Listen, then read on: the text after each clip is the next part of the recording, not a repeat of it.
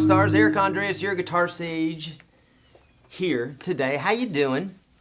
Today, friends, we're going to be talking about playing past the 4th fret like the pros. This is part 2. If you're new to these live webcasts, I'll give you a real short rundown of what we're going to be doing. I'll be teaching the part 2 of this today. We did the part 1. I'm using a PDF that you can find attached to the description of this video. So click on that if you're on Facebook or YouTube so you could be looking along as I am looking along. But alas, if you are standing in line at Starbucks or something like that and you still need to know what I'm doing, we're going to be putting some infographics on the screen, and I will be casting my screen here as well so you can see what I'm doing in regards to the PDF. So real important that you have that at least for later. Okay, so if you're not doing it right now, I totally understand that, but you better do it later, okay? So today we're going to be talking about playing past the 4th fret.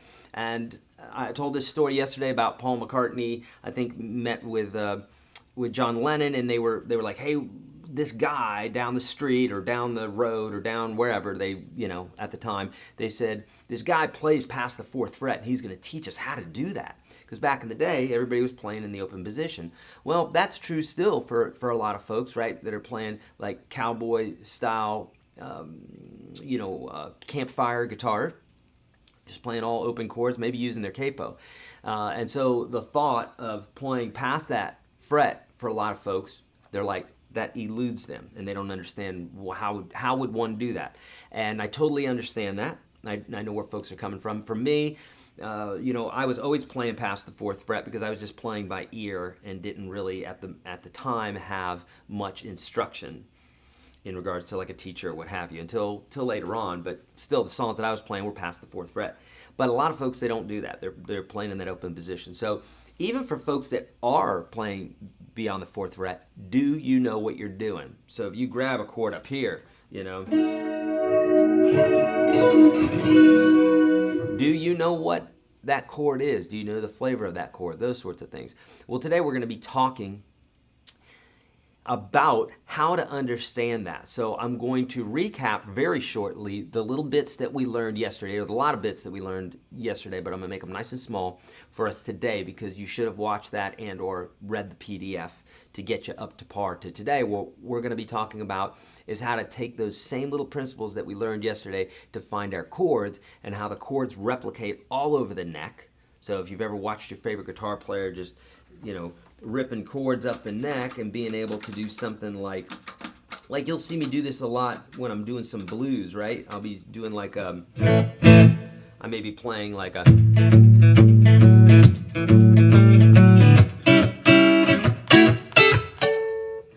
so you'll see me grab a bunch of chords like that, right? Well, if I'm doing that, I've got to know where the chords are. So that's the sorts of things that we're going to be talking about today. Or if you see someone playing a C chord here and somebody else playing a C chord here, someone else playing it here, someone else playing it here, someone else playing it here. Would be good to know that information, wouldn't it? So that you could do that too. So that's what we're going to be talking about. And then at about the 40-minute mark, I find it usually takes about 40 minutes to get the idea across of what we're trying to do. And then I'll be taking your questions in real time on Facebook and YouTube. Instagram, folks, I do love you, but I'm sorry. Since the phone's turned around and it's way over there, it would be very hard for me to do that. In fact, impossible. So join us on Facebook and YouTube if you want your questions answered. If not, no big deal. Hang out with us, okay? Beautiful. And some lucky winner who shares this broadcast today is going to win a lifetime membership to UGS, the Unstoppable Guitar System, and 365. So do not forget that. Do it right now. I might remind you a couple times during the broadcast, but do it right now, please. Okay, what else? Anything else? Oh, hey, you might have noticed that I have a new guitar here. No, you probably haven't, because you probably like, well, Eric, that's your Strat. But it's not, alas. This is a 2008 road-worn Fender Strat in the kind of 60s style, probably like a 62-ish. Mine's a 65. So you can see it's relict, road-worn, as we joke about. Like, yeah, you've been on the road with this. But what they do at the custom shop is they wear these things down to make it look like you've been playing it a lot. And they feel really nice. So the neck is worn and it's just beautiful. So anyhow, this beautiful guitar is going away this month on the 29th, where I'll be doing a live broadcast on basically showing you everything that you need to know about finger picking. So we're really going to drill down, deep dive into finger picking. Okay, but this beautiful baby is going away along with a lifetime membership to the Unstoppable Guitar System, and who knows what else. We give away thousands of dollars of goodies at those broadcasts. On these, we give away, you know, I don't know, well, today, $400 worth of goodies. There you go, YourGuitarSage.com/live if you'd like to sign up for any of the live stuff that we do, okay? For these broadcasts, we don't do a lot of advertising. It's just like if you're around and you're not working and or the boss is gone or however you're looking at it, that's what we're doing these broadcasts for, okay? And they're just throughout the week.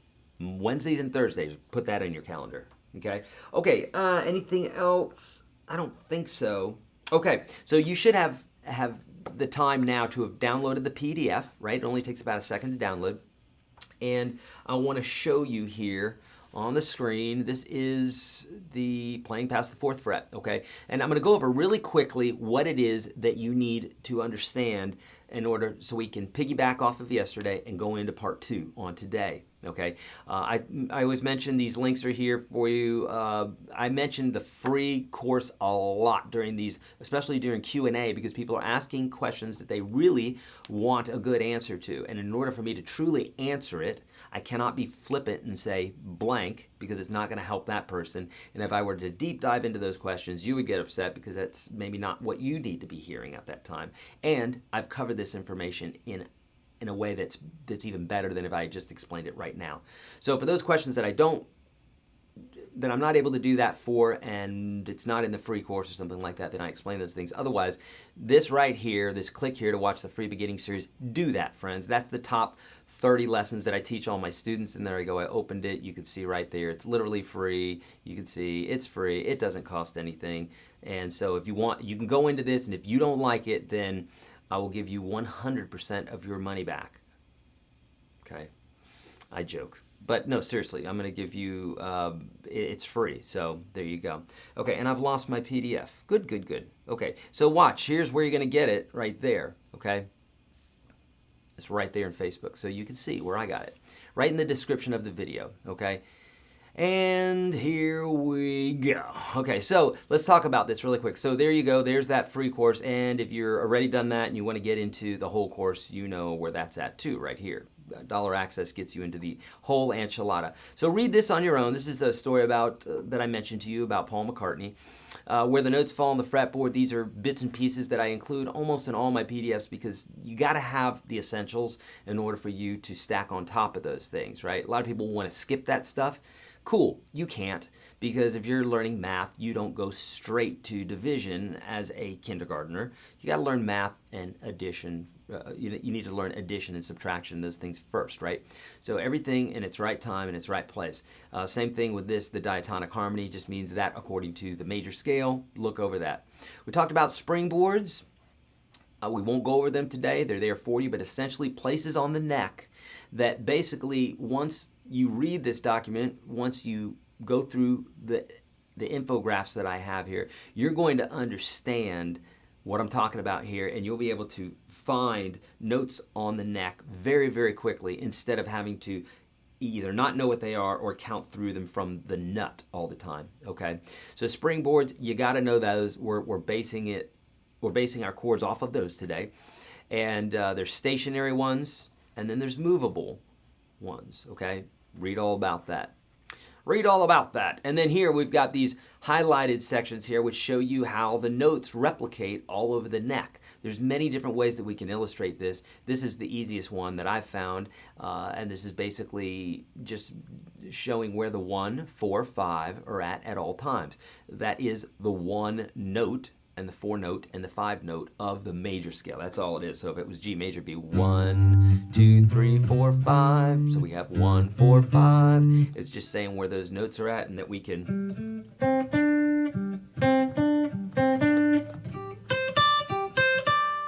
at any time pull those notes up all over the fretboard, okay? Super important that you know that. So now, today, I've got you up to par, and that's good. We're at the 10-minute mark.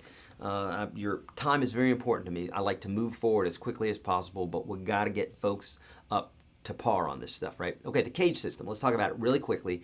The cage system essentially is a way of understanding chords all across the fretboard. You're going to get this so quickly, it's going to blow your mind, okay?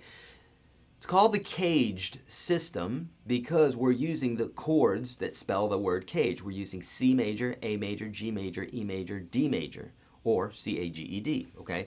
And we're doing them literally in this order. And the idea here, and I'm breaking this down in a nutshell for you, is that we can play the same chord all over the neck. So I get this question all the time. Had it inside the Unstoppable Guitar System this morning where somebody was questioning the way I was playing the G chord. And they're like, hey, is that right? Because I see people playing it different ways. Why would you play it that way? And so truth be told, just like chili, if I said, hey, have you ever had chili and you had it from maybe someplace that didn't make good chili, you might say, I hate chili. But then if your grandma fixes chili, it tastes wonderful, right?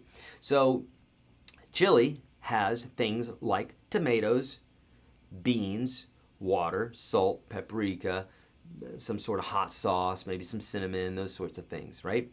And if we take the same basic ingredients and we put them into chili, well, then we should all expect it to taste the same, right? No, because someone might use different beans. They might use a slightly different cinnamon. They might use more cinnamon, etc., etc.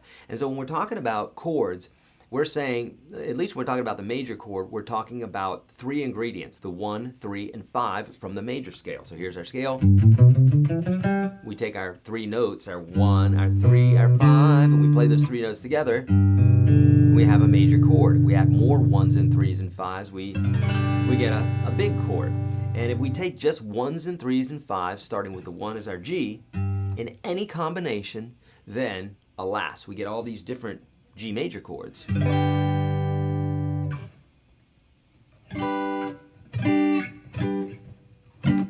Okay, all over the neck. So essentially, those are our different tasting chilies, right? But they're still made with the same ingredients, the 1, 3, 5 from the G major scale, okay? Or in any case, in any tonic, we could be using any, we could do this for C major, F major, does not matter, okay? So that's the basic idea. It's okay that half of you are scratching your head right now because I'm going to further explain this. So don't worry. A lot of these things I'll explain in many different ways because I always say, just like a piece of art or a sculpture sitting in the middle of a room, if you're looking at it from one angle, you can see some things. But if you walk around that whole thing, you're going to see perspectives that you might not have before. Have you ever changed your mind about anything, ever? Politics, love, whatever, right? Okay, there you go. So it's all about perspective. Okay, so now looking at what we're looking at right here, okay, this is the cage system. And so notice that this chord here is the C form. We're saying C form because we're really playing the same chord over and over again here. We're playing all C chords, okay? So this is a C chord, right? Because it looks like a C chord and it's in the C position. This is an A form because if you could imagine this in the open position, like this form, we've seen that guy, right? Well, that would be an A, but if I slid it up to the C position, then we have a C chord, but with the A formation, okay? And you can see where the 1 here is a C, and you can see where the 1 here is a C, Okay, remember I said the 1 and the 3 and the 5 from the major scale. These are the actual interval distances, the scale degrees, if you should choose to dive into that, right? But here's the 1 and here's the 1, and these are both C chords. It's just this one has a C shape, this one has an A shape. If we proceed further, now notice this too. Notice how these are attached, because all these chords are attached. C, A, G, E, and D. Luckily for us, it spells caged and not some other spelling of the word cage that would be all jumbled up. It just so happens that the chords work out this way, which is pretty cool. So notice this little form here is the start of the G form. If that doesn't look like a G chord to you, check this out. Here's a G chord, right? But here we're sliding it up to the 5th position.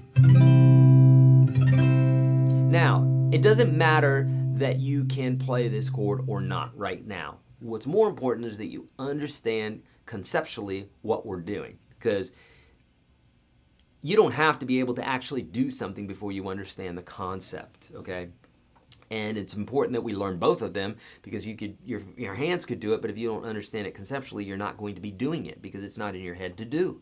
So it's really important that we understand the concepts, and that's usually what we learn first, and then we get our fingers to do what we need them to do, right?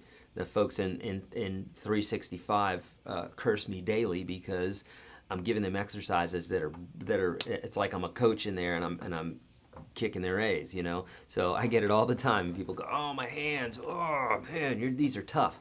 Well, that's what we're doing, is we're trying to do stuff like this, okay? We're ramping up, okay? So this is a G form. You can see that, and you can see where it's attached right here. And there's the 1 again, okay? Just like in a regular G chord, that's the tonic, and then the high E string is a mirror image of it, right? So that would make sense. Now look at this. Here's the 1 and 1. Here's the 1 and 1. And look, that's where these guys attach. Okay, right there at the 8th fret. So here's the G form, looks like a G, and this is the E form, looks like an E chord. How does that look like an E chord, Eric? Well, thanks for asking. Here's an E chord, right? But if we slide up to the, let's call it the 8th fret. We slide this up to the 8th fret, then we have that E form. Right? Yes, sure, I'm playing it in a bar form, but if we took this and moved it on up to a bar chord, we would have that E form. Cool? Some of you don't know bar chords, and that's okay. This is getting into that area. Now, here's the last one, the D form. Now, notice this 1 that's right here, right? Because remember, we said whenever we're trying to look for an octave, we can go down 2 strings and up 2 frets, at least based off of the 6th and 5th strings, okay? Later on the 4th and 3rd strings, we go down 2 strings, up 3 frets, and I'll show you that in just a minute here. So here's our 1, and look, here's our 1. These are on the same fret and of the same string, and this is just the note, okay? It's not your fingers, it's the note, the interval, 1, 3, 5, the notes that make up a chord, a major chord. Okay, so here's our 1, here's our 1. You can see this is where they attach. And look, here's the rest of our chord.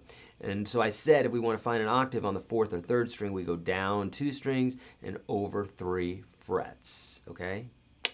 Got that? Awesome. Now, check this out. So this is the one that we really want to check out, is we've got all the forms on the fretboard at the same time, okay? It's no coincidence that these are both 1s, because that's the 1 of the chord. And look, 3-1-5, 3-1-5, here's the 1-1, here's the 1-1, here's the 1-1. That's because those notes, that's the note that they represent. And you can see that the word caged is spelled out right here. Here's a C form, here's an A form in blue, here's the G form in orange, here is the E form in yellow, and the D form in purple. How about that? Okay, my wife says I'm colorblind, but it looks like purple to me. We'll see. Okay, so there you go. Does that make sense? So that's the cage system. This next part here is about practicing with the caged system. So you can just read more about that, because basically you just want to get the cage system down, but I wanted to give you something further. You know me, I'm always pushing you. I want you to be the best player you can be, so I've got to push you, and this exercise here is a butt kicker. So get the cage system down and then come back to this guy later, okay? Okay, and then how to use a capo. We're going to be talking about that because we're talking about playing up the fretboard. Now, some people say, I know how to use a capo. You just do this right here. You do that right there, and you put it on your neck, right? Yeah, okay, I know that, okay? But what I'm talking about is knowing what key you are in. And by the way, I can talk like that because I'm from Central Florida, where a lot of us talk like that there, so that's totally acceptable, okay?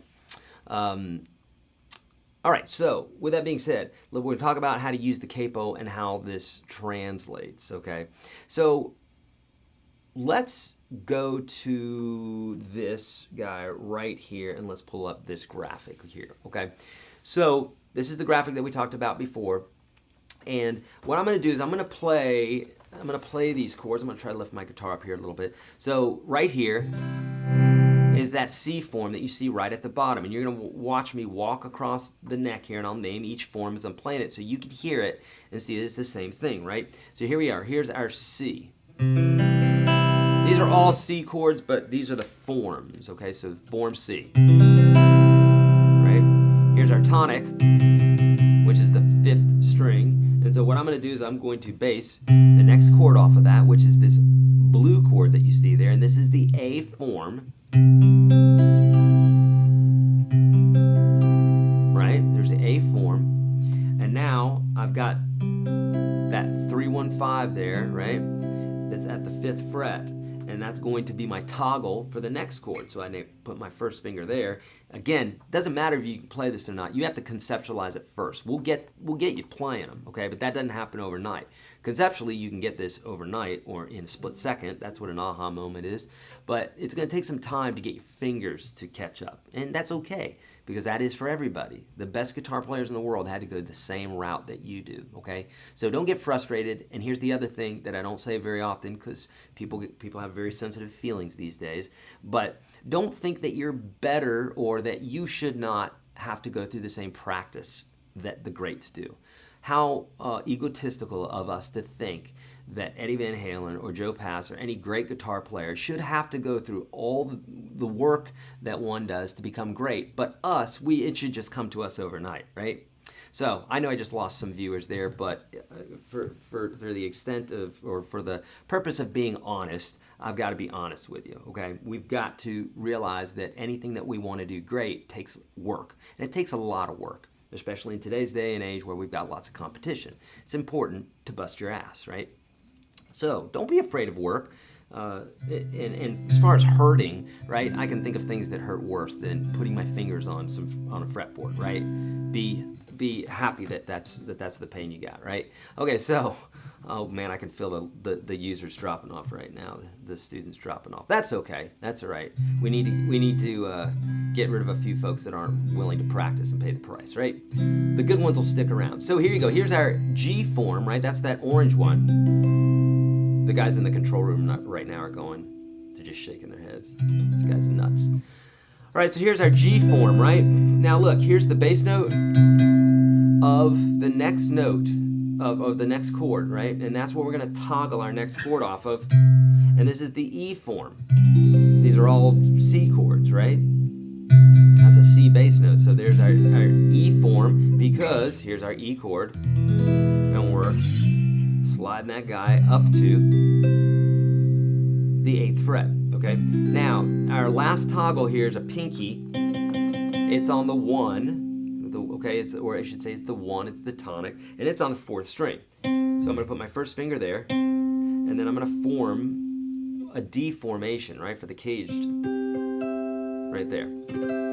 So, now, some folks are out there going, boy, that's a lot of work. Why are we doing this? Well, we're doing this because we want to be able to play further up the fretboard, right? We want to know what it's like to have control of our chords and to be able to play anywhere, okay? And so in order for us to do this, we've got to do two things. We've got to conceptualize it first, and then two, we've got to get our hands to do it. Now, some of these forms, I would never grab that chord. In fact, the C chord I would grab, the C form, I'd grab the A form. I'm never going to grab that G form. I'd grab this E form all day long, right? We got that,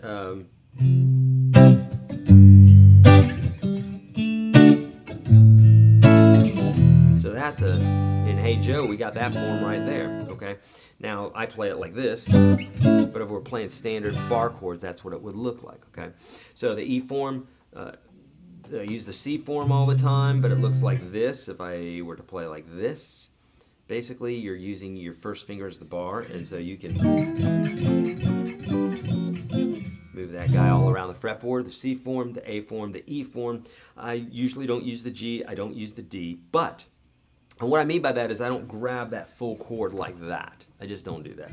Or this guy, I don't grab it like this. Now, but what I do is I might not play the bottom two strings, but I may play something like this.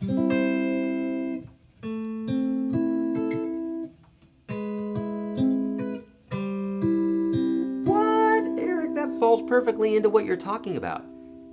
I know, right? That's a G chord. So that's what Jimmy did, right? Jimmy Page here on Stairway to Heaven, he's playing an A minor. How's that an A minor? Because that's the full chord, but he's just playing the top four strings. But can you do that, Eric? Well, sure you can. You're an artist. You get to do whatever you want. When you were a little kid, you just played with Play-Doh, didn't you? You just did whatever you wanted to do. So same thing here. This is Play-Doh. You get to do whatever you want. You make the rules up. Now there are some guidelines, and that's the things that we talk about. And there are things that are tried and true with guitar players and guitar teachers where they say, hey, do this. It's going to get you to where you want to get to quicker. But at the end of the day, you do whatever you want because it's art, okay? More importantly, it's just kind of teaching art. So we got this A chord here. And the third chord is a G chord because right there, I mean, it's actually a C chord, but it's that G formation that we just talked about right here. Can you see that? Am I up close enough for that? Right?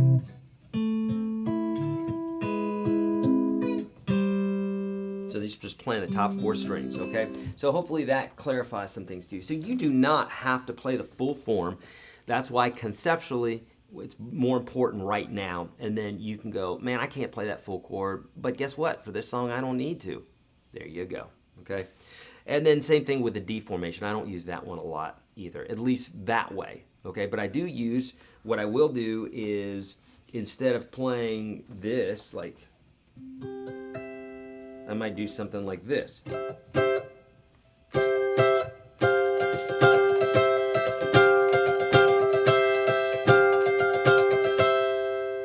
Very U2-y type of thing, the edge.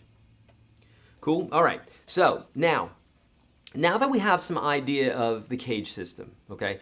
Now look, not all of you are going to get this 100% right away. Some of you are going to get it, some of you, you're just shaking your head, okay? It's okay. That's why I have the PDF for you. Folks on Instagram, the PDF I'm talking about, it's at Facebook and YouTube, and those folks, you know where to find it in the description of the video. But if you don't get this here, that's okay. That's why I've got the PDF for you and the exercises and the free course and the all, okay? So let's talk about now how to use the capo, and let's talk about how to use the capo here. And I'm actually going to bring this on the screen here for just a minute. Okay, so this is in the PDF, okay? Capo key chart. So here's how we want to think about this, okay? Remember, we have a tonal center. Basically, that is the musical central theme of your song, okay? Just like every breath you take is about a stalker going after this person, right?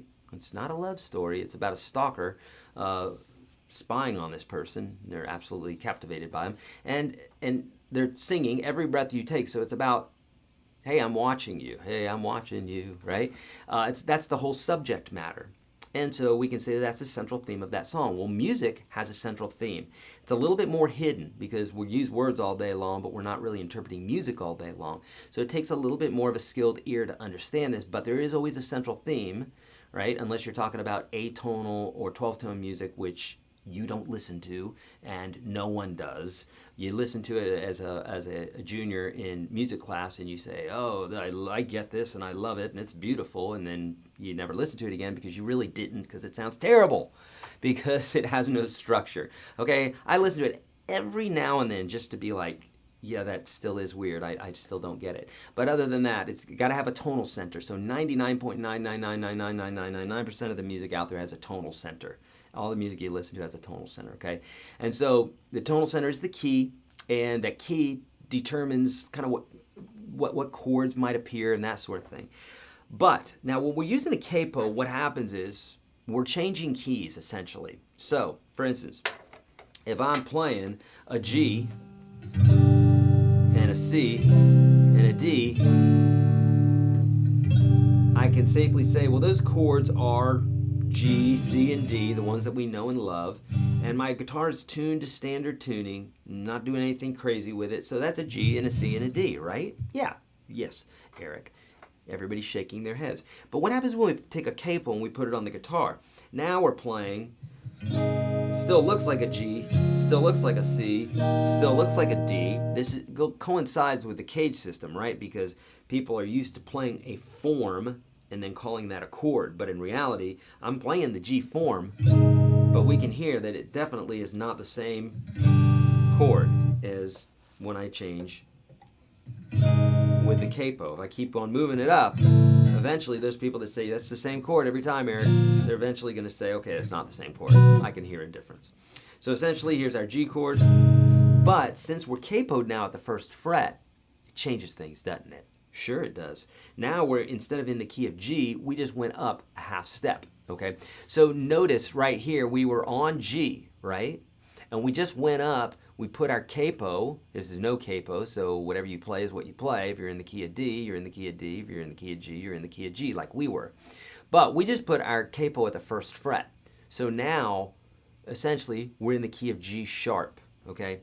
So if you know your tonal center, whatever you're putting your capo at, you need to add that to your, you need to take however many frets you put that up, you need to add that to your musical alphabet to find out what your new key is. I'll talk about it in a second. So for instance, if we go from G to the first fret, well, that's one movement. So G, we start on G, boom, G sharp. We're going up chromatically in across the fretboard, okay? If you don't get that concept, then you really need to watch the intro videos or the beginner videos in the free program, okay?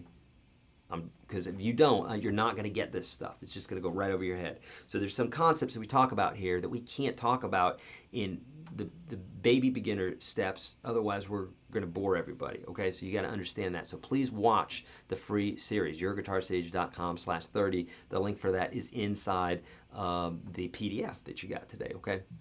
All right, so let's keep going with this concept. Look, if we capo the second fret, okay, now I'm capoed at the second fret, and I'm playing a G, what looks like a G, what looks like a C, what looks like a D, right? And that's what we got, right?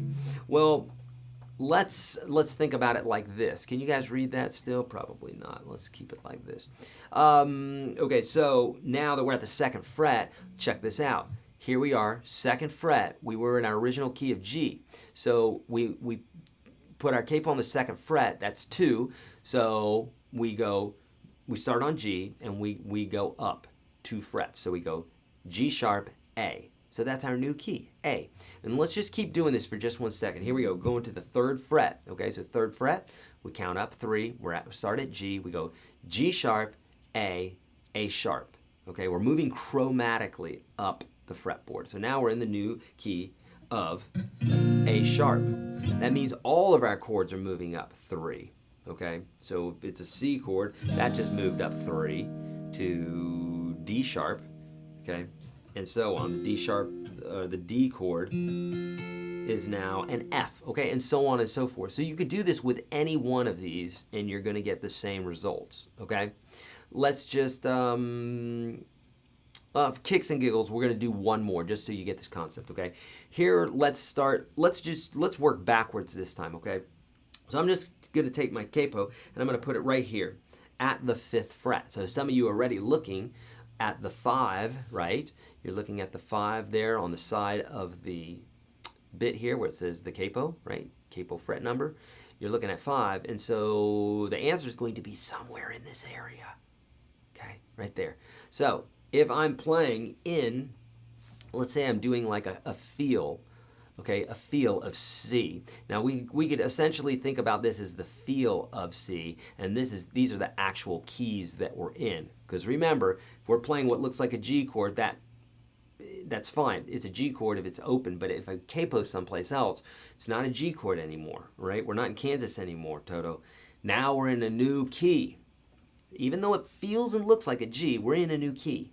So think about the top here is what it feels like, okay? That top line is what it feels like. This is your actual key that you're in, okay? So, for instance, if we wanted to play at the oh, I said the 6th fret, but I'm going to say let's go back down to the 5th fret here, okay? I'm at the 5th fret, and I'm going to play a C chord and an F and a G. So for some of you, you know that is the key of C. So it sure feels like the key of C. So I'm going to go over here and I'm going to say, well, this feels like the key of C because all the chords in it, C, F, and G, are chords that are in the key of C. But we know we're not in the key of C, right? Of course we do, kids, because the capo is at the 5th fret, which means we're not in the same key anymore. So what you do is you say, well, here's a C, it sure feels like C, but we're at the 5th fret. So you bring those two together, and now, voila, you're in the key of F. So if we were playing this song with the feel here of C, we're actually playing in the key of F. The last thing I want to show you about this, and if you don't get this, it's okay. Again, I cover it in the free program, and it's going to make so much more sense if you can watch it over and over again, okay? Really important. Or watch this video over and over again if you want to do that. Now, the last thing I want to show you about this is there's a reason that this thing is color-coded, because if you wanted to play in the key of C, you can see all the reds are C. And so we could literally do this very easily in the key of G, key of A, key of E, okay? Watch.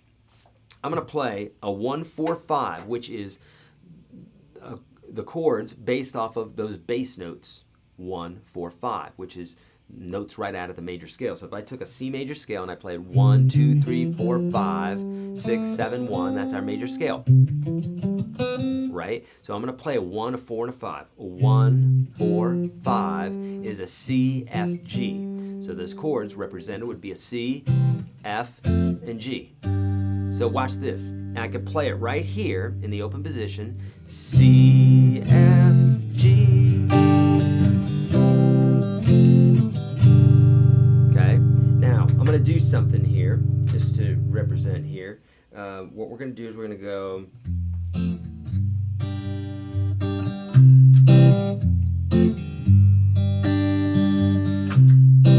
Okay, so now we got our chord playing in there. I got my looper pedal going. And now watch this. So here we are in the key of G. We're going to come all the way down to this nice red colored C that jumps out at us. So let's say your band member is playing C, F, and G. And you're like, man, I don't want to play on top of their chord. So I want to play something different. So now what you could do is you could say, okay, put the capo on the 5th fret. Okay.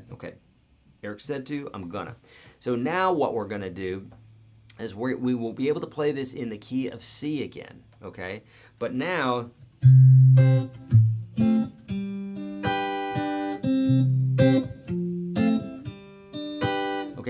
what happens is, what?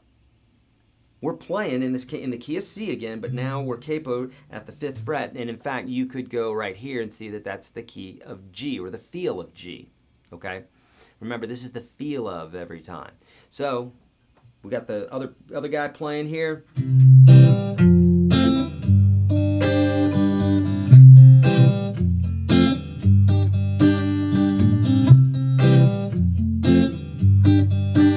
Okay. Yes, it's slightly out of tune. All right, we just got this guitar yesterday. All right, so let's keep going with this one really quickly. Now let's play this, okay? So now what this is saying is we take our capo, let's put it at the 3rd fret, okay? Okay, let's do it. Now, if we do that, how do we know what chords to play? Well, we know we need to put our capo at the 3rd fret. We know we want to stay in the key of C. Remember, because everything down here is your actual key, and this line right here is the feel. Okay, I should probably redo this infographic and write that feel. maybe change those colors or something. I don't know. Nonetheless, or make them bolder. Am I saying that out loud? I am. I'm speaking out loud. Okay. So now we're at the 3rd fret. Yeah, good. We want to play in the key of C. So what feel should we use? We should use the feel of A. So here we go. Here we go. That's our 1. Here's our 4. So an A, D, G. Okay, so let's try this.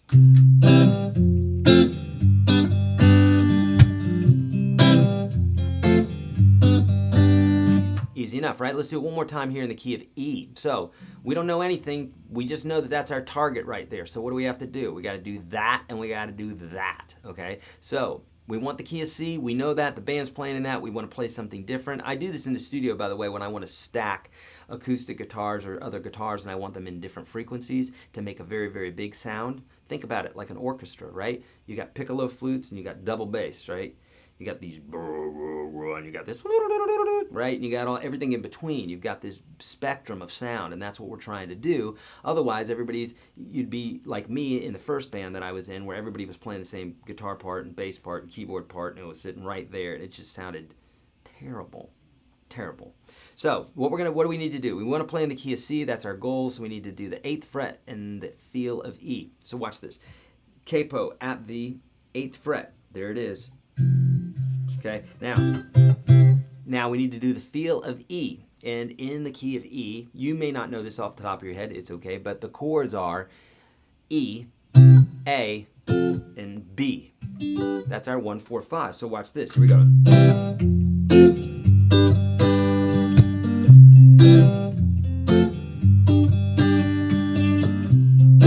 Okay, does that make sense?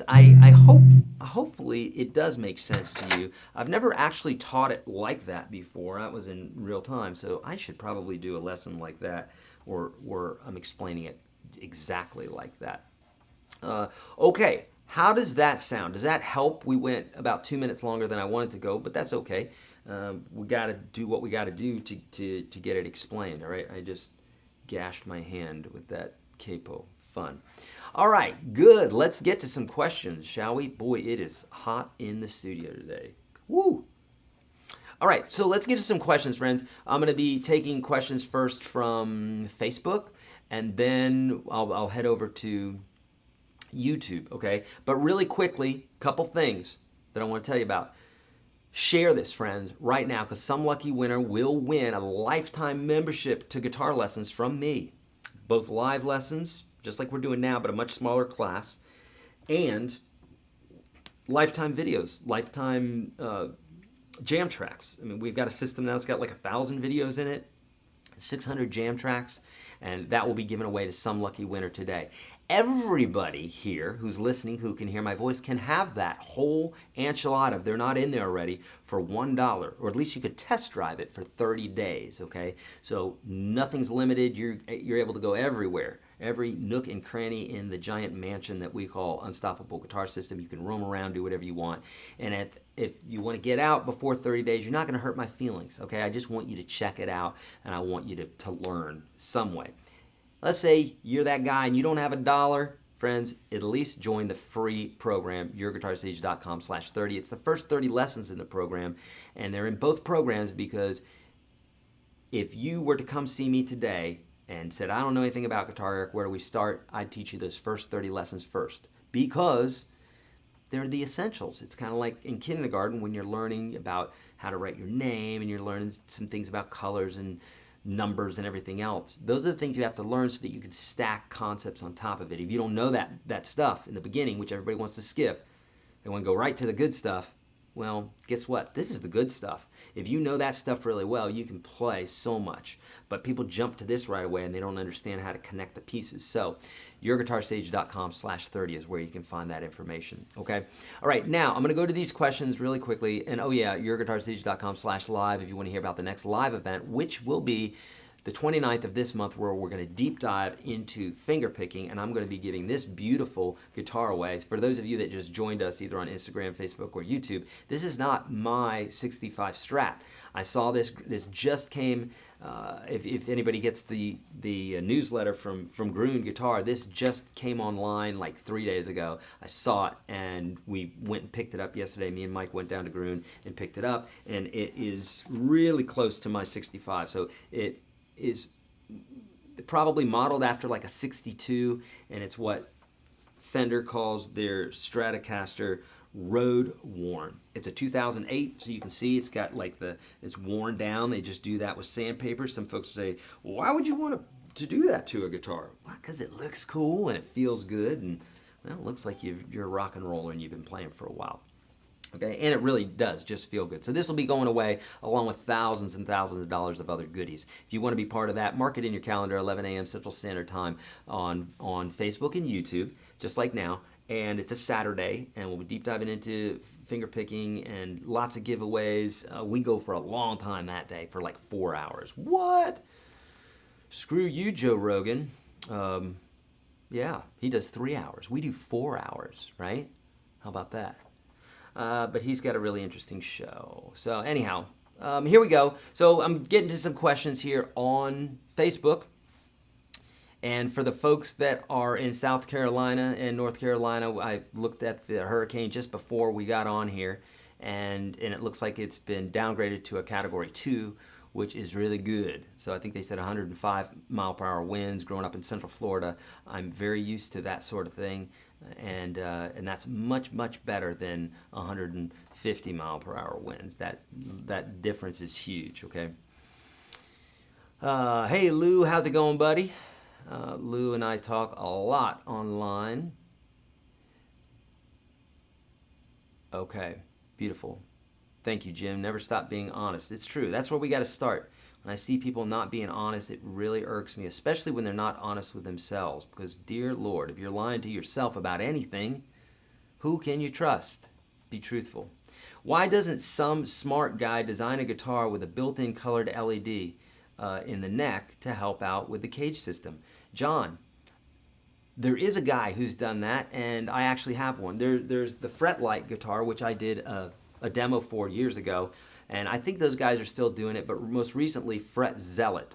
And I have the guitar in the studio here, and it's basically something that you put on your neck. It's an adhesive, LEDs, and you take your strings off, and everything goes on the correct fret. And then it's connected to an app, so you can say, okay, C chord, or C scale, or whatever, different colors. It's really quite remarkable, and I want to do a demo on it, but the lights in the studio, we're still trying to figure that out because you can't see the lights. If I'm looking at it, I can see them perfectly, but the lights just dim them down, okay?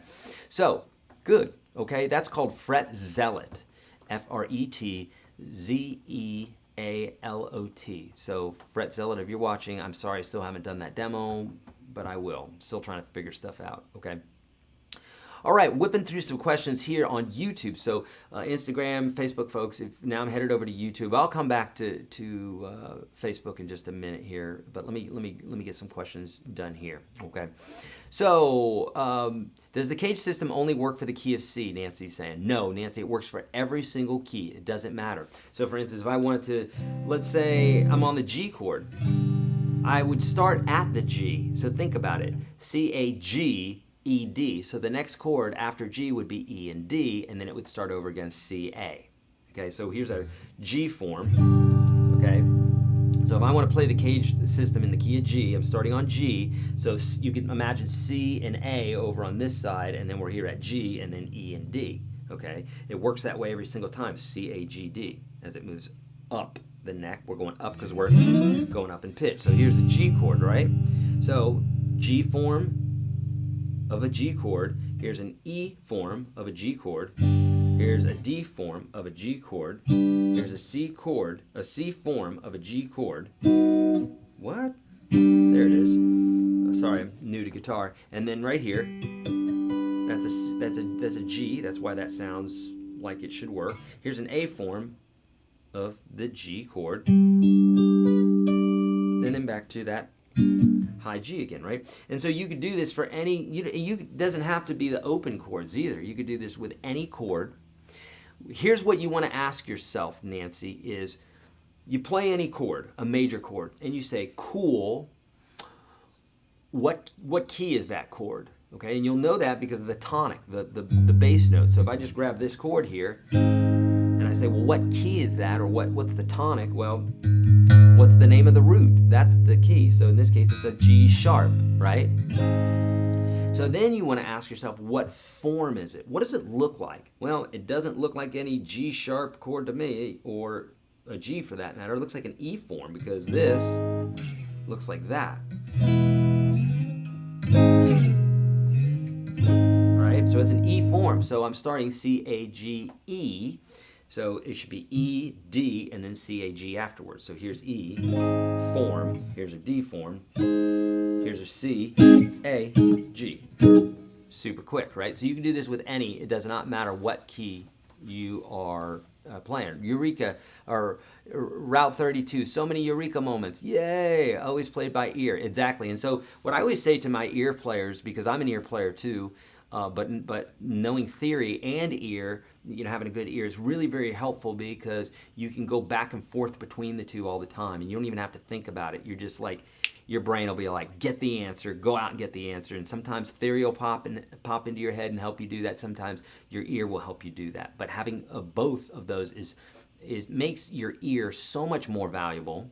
And if you're a theory person, then having a good ear will help your theory to be so much better. Okay, so they're not adding. You're not adding. It's not like 2 + 2. It's like 2 times 2 to the 10th power. I mean, it really is. It's like exponentials in what you can do. Okay. All right. Great question.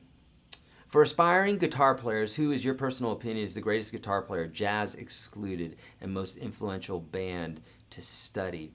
That's a great one, Richard. I have so many favorites, and so, it's a personal opinion, so it's subjective. So, but there's a lot of great players out there. I'd say as far as blues, to me, Stevie Ray Vaughan is a fantastic player. As far as like more aggressive kind of rock, neoclassical style, Yngwie Malmsteen is one of my favorite. Don't try to spell the first name. Last name is Malmsteen. But honestly, a lot of studio players who you've never heard of, who play on all the records that you love, some of those guys are the best players, because they have to play everything. Whereas, if you're Stevie Ray Vaughan, you're going to play the blues really well, but you're probably not going to play country very well, or bluegrass or something like that.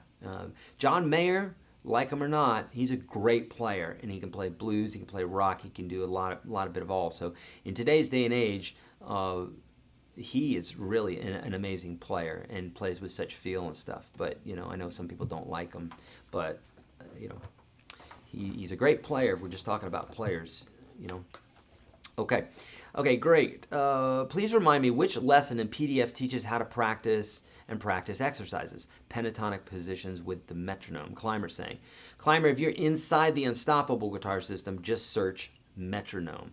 And if you're on YouTube, type in YourGuitarSage metronome. Or, you're saying how to practice exercises. I mean, I've got literally like over 2,000 videos on the web. So there's a lot of stuff about practicing and a lot of stuff about exercise. You'll have to drill down and get more specific with me if you could. But a lot of those practice exercises, like 27 of them, if you will, are in the free course. I show you the one, and then I show you how to break that down into 24 others. And I think I have 1 or 2 other exercises in there that you'll be able to spend years just doing those, okay? Greg's saying, so from today's lessons, all the forms interlock so you can transition faster, correctly? Yes, so you can transition quickly also, but more importantly, Greg, is so you can know where you can play throughout the neck. And if you just learn that, then what will happen is you'll find ways to use this. I do it all the time. I'm using it constantly, the cage system. I don't think about it as the cage system and say, hey, that's the cage system, but I'm doing this all the time, okay? All right, great. Please put a question mark too after your question, because there's so many bits here that I can't read them all. It's very tiring to read them all. So please make sure that you have a question mark, okay? Excellent. When I play, suppose, C with a C form using the capo at the 2nd fret, is that the C chord or something else? That's a great question. Let's break it down. So capo's at the 2nd fret, we know that. And so you said, suppose I play the C form. That's the C form. I play a C with a C form using the capo at the 2nd fret. Is that the C chord or something else? Great question. It is something else. Why? Well, here, let your ear tell you. Is this chord and this chord the same? The answer, no, right? So basically, you went up 2 frets. So if you're playing, whatever you're playing, if you went up 2 frets, this would be a C, C sharp, D. Okay, if you don't know how to count your notes, then you need to be in the free program and check out how to the notes on the fretboard is what that video is called, that lesson, and that will help you to do it quickly the way I just did it. It's really not hard at all. That lesson will take you 5 minutes to understand, less than, okay? Okay, great. So the different positions create tonal differences based on strings strummed, correct? Okay, yes, Greg. So it's kind of like this. Again, let's think about chili. Chili. Okay, let's just say we're using, well, we couldn't be using the same stuff because okay, let's say we have chili and it's got tomatoes, corn, don't eat corn. It's got tomatoes and beans and fine, it's got corn in it. I can't think of anything else right now. It's got non-GMO organic corn in it. And so you've got all these different recipes, right? And they all have those 3 things in it. Water, right? Paprika, cinnamon. It's got all the same exact ingredients in it, okay? Or the same by name. But this one has Madagascar cinnamon in it, and this has Saigon cinnamon in it, and this one has black beans, but this one's a little bit lima bean heavy. Do you think that might affect the taste? Yep, you know it will. So, in the same way, even though a C chord is a CEG, these are all CEGs, right? But they sound different, right? Slightly different. Why is that? Well, because we're using different types of C's and E's and G's. We're using them in different ratios. So in one chord you may have 2 C's, and in another one you might have 2 E's. Another one you might have 1 G. So depending on the amount of different ingredients you're putting in, it's going to sound different. The types of strings you're using, right? Because this is an E, this is an E, this is an E, this is an E. Do those sound different? Right? This is an E, this is an E, this is an E, this is an E. Those are all E's, right? I didn't quite get up to there. But you got the idea. We got different types of E's, but then we also have them on different strings, which changes tonality, okay?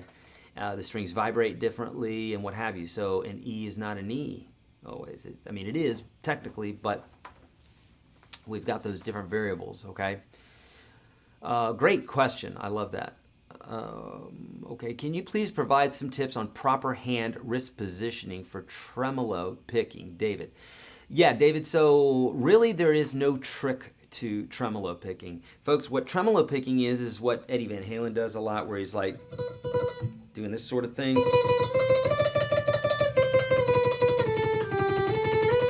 Mandolin players do it a lot, right? So it's just very quick alternate picking, down, up, down, up, down, up.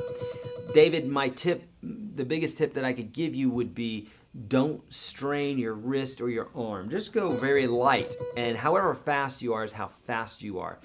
Wanting to get faster overnight would be like running the mile in 10 minutes and then wanting to run it in 5 minutes the next day. That probably won't happen. You have to build up to it. So you have to build up to dexterity, you have to build up to stamina and speed, all those things. So you know, you might want to take the ball of your hand and place it on the top of the guitar in order to give you some stability, an anchor, as opposed to having your hand out like this. That said, when Eddie does it, he's got his hand out like this. I can't quite do it because I would like to have some sort of stability. Okay, so that might be helpful for you doing that. Okay.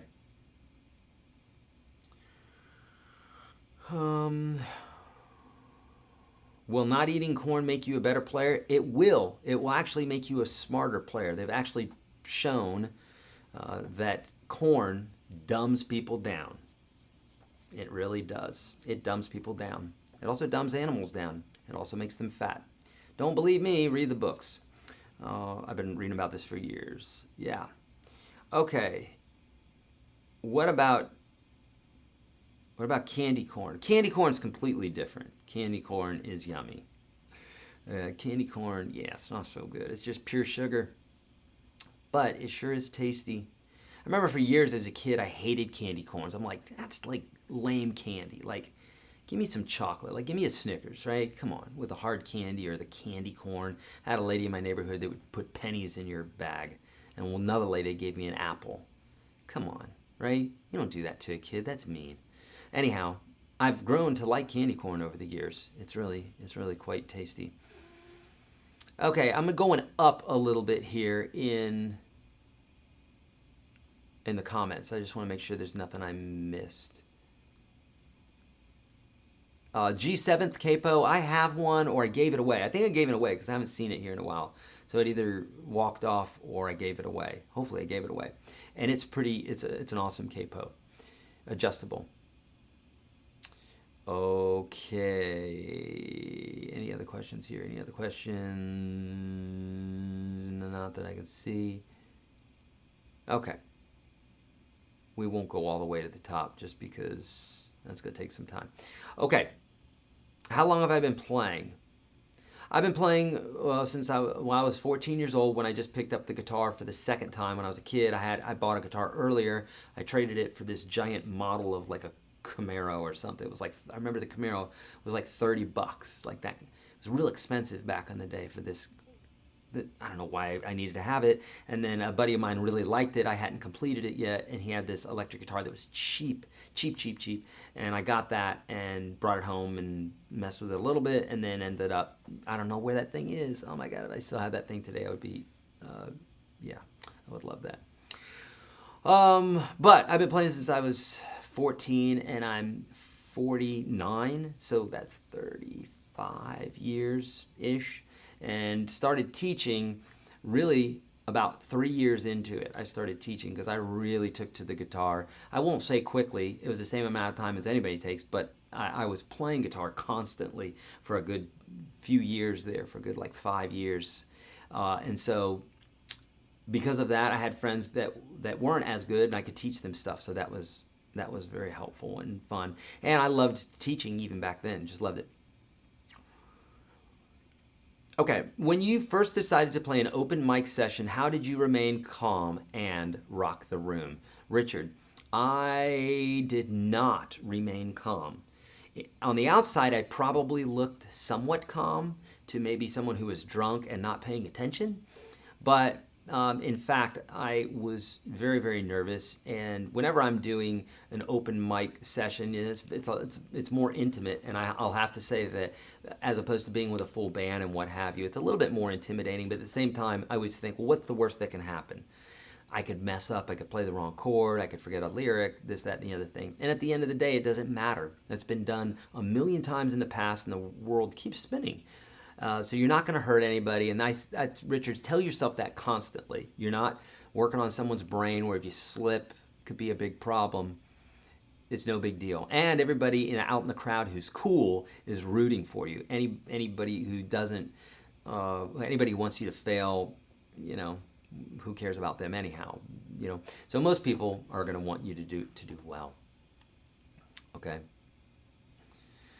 Okay, great. Eric, can you send this old strummer an autographed picture? Thanks again. Thanks for being you. Thank you, buddy. I don't have many heroes, but you are one. Oh, Brian, thank you, buddy. That means a lot to me. Jeez, I better start being a good person then, if you're looking up to me. Seriously, I think about that all the time. When I wake up in the morning, I do like a lot of exercises to think, to mentally and physically and that sort of thing. And I always think, well, why am I doing this? And one of the things is I want to be an example for people, whether it's just on guitar or teaching or kindness or something like that. I would like to. That's my goal, is to be an example. But obviously, you know, we're beings and we fall short. But that's my goal. So thank you, Brian. That was really kind, buddy. I don't have like a picture. I've got like books and stuff. So yeah, I'll hook you up with a book, which has my picture in it. But I don't have like a mugshot or anything. Not yet. What is the G7 capo? Is an adjustable capo. It's really cool. Subskip. I have trouble upstroke picking, getting caught. I learned yesterday that the trick is to hold the pick at a 45-degree angle to the strings instead of parallel to the strings. Can you demonstrate, Sub? Yeah, well, here's the thought behind that is, if you're just using a flat pick, right, just the flat part of the pick, there's nothing to glide off of. But if you're using the side of the pick, it's shaped like that. So when the string hits it, it's going to slide off, as opposed to it like this. It's just kind of pressing against it. So you're probably going to get more response here doing this sort of thing. So instead of picking straight like that, you're picking a little bit more at an angle. Okay, instead of flat, you can see the pick here like that, right? Instead of that, you're wanting to do it more at an angle, like that. Okay, so that's what they mean by that. You don't have to overthink that one. Just put it at a basic angle. You're going to be good. Okay. Do I have any videos of behind the scenes of your studio and shop? Bob is saying. Yeah, Bob, we do it all the time. So just if you're a friend of my Twitter, Instagram, Facebook, those sorts of things, that's where we do those things. In fact, we just did several of these the other day when we did I was creating a course with the guys on guitar maintenance, both for acoustic and electric maintenance, adjustments, and all that sort of stuff. We went to Franklin Guitar Repair, the guys that originally were building my guitar. I've since commissioned another guy to do it, but I'm good friends with those guys, and Greg Ellis is my personal guitar tech, and so we did something there the other day. But yeah, we're constantly doing stuff like that, you know. Andre is saying, how's the prototype guitar going? Thank you for asking, Andre. So for those of you that don't know, I'm building a guitar. It's going to be a signature model, obviously, to my specs. I'll give you a real brief of it, but basically it's going to be a basic Stratocaster feel. There's going to be some tweaks to the body. It's going to have all premium parts, stainless steel frets, probably a Tusk nut, Wilkinson tremolo system. It's going to have a humbucker, single coil, and a P90, so it's going to have everything, except they're going to look all like humbuckers. We've got ways of doing that. We're going to have some magic happening here, like push-pull stuff. Nothing over the top, but just to get you the sounds that you need. Kluson, I think we're doing Kluson tuners on it, and the looks of that, I'm not going to tell you what the looks are going to be yet, because that's going to be a surprise.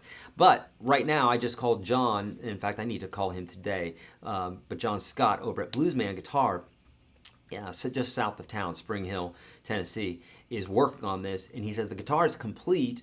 We just it needs to go to paint now. Okay, so what that means is the body and the neck are complete.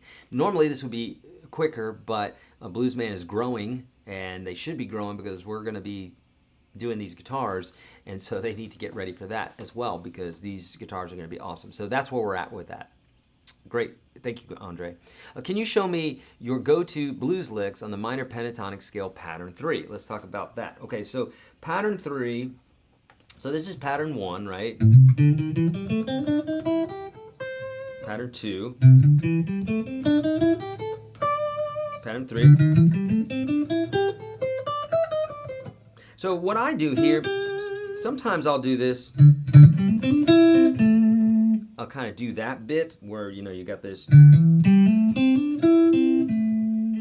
Because if we're in the key of A, and that's an A, that's a nice way to end your lick. So I got that A there.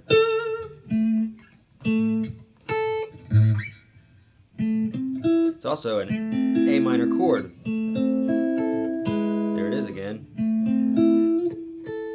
See, you know how I show you this stuff in real time because these chords replicate all over the fretboard. That's why I'm like, well, that sounded like Stairway to Heaven, because it is.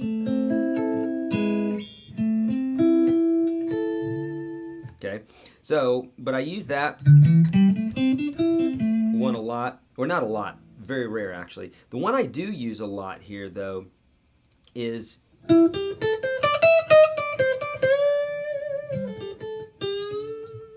and what this is you got this little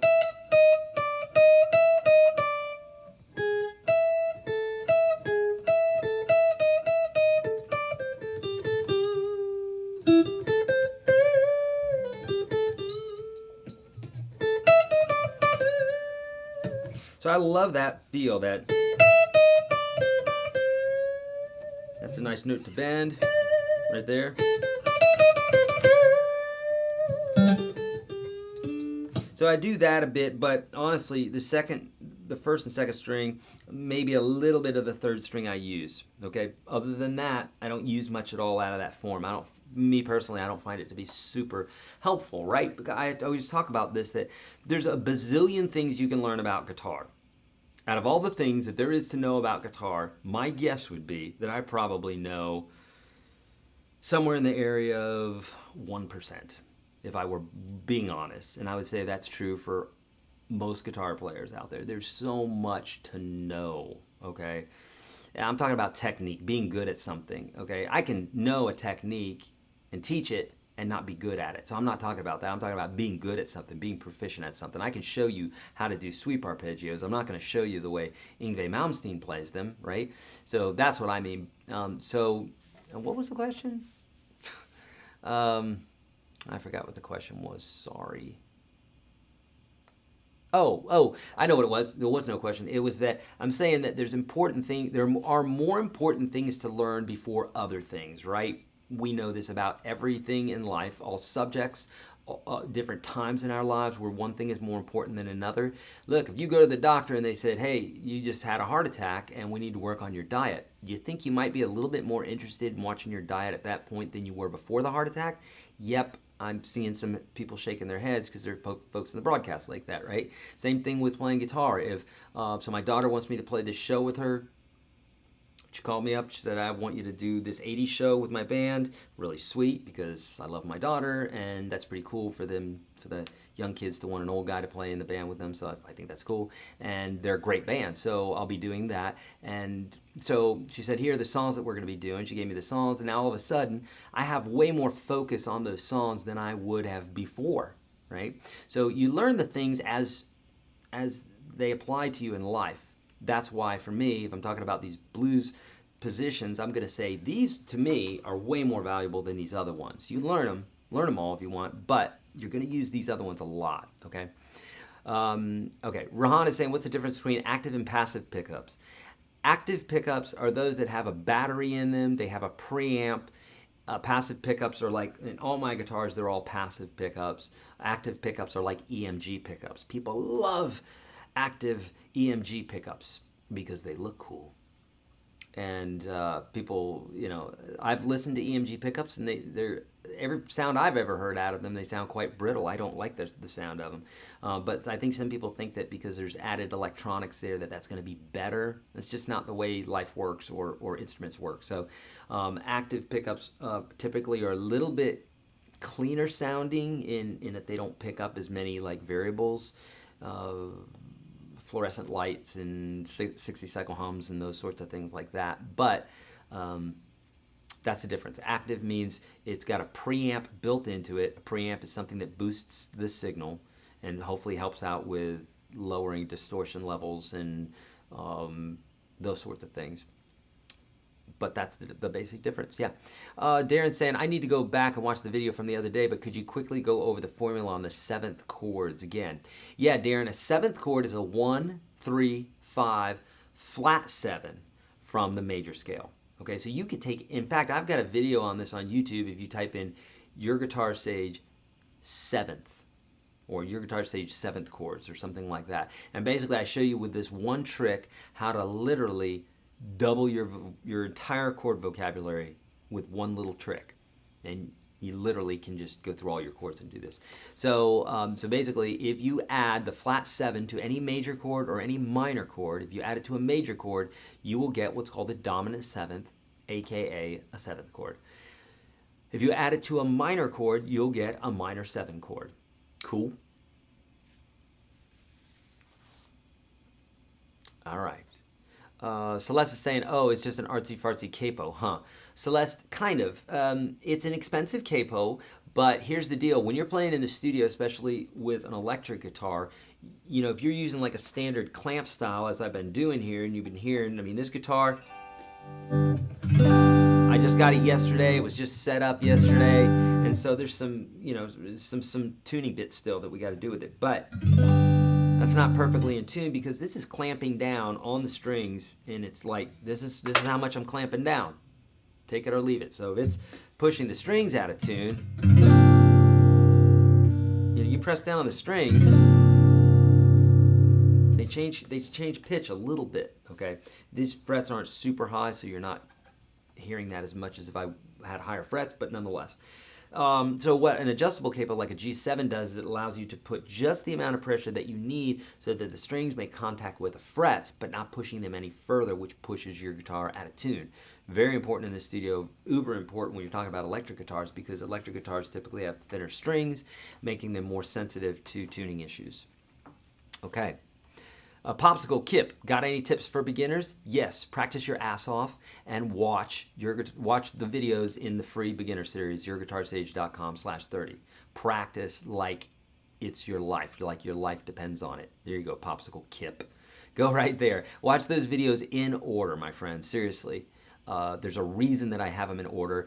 It literally, this right here, you could think of as, it's the first 30 lessons, but it's also like the first 30 years of my life. If we were on a desert island, I could only teach you 30 lessons that would get you as far as you could possibly go on guitar. It would be that right there, okay? It's not just like random videos that I pulled. They're the most important videos that will help get you your foundation that you're looking for, okay? Foundation is everything, you know? Can you play a little solo using the 1-4-5 and the BB box? Yeah, so let's do something here. I'll do a little basic little blues chord progression here.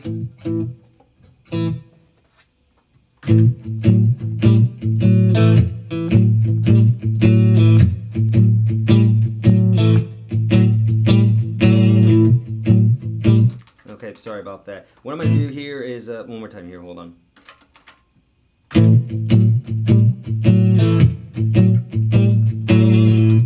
Okay, so I'm not going to do the whole chord progression, but essentially the BB box is kind of doing this bit right here, right?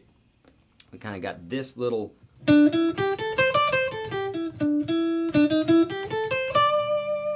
That's position 2. Someone was asking about position 3, which is this, right?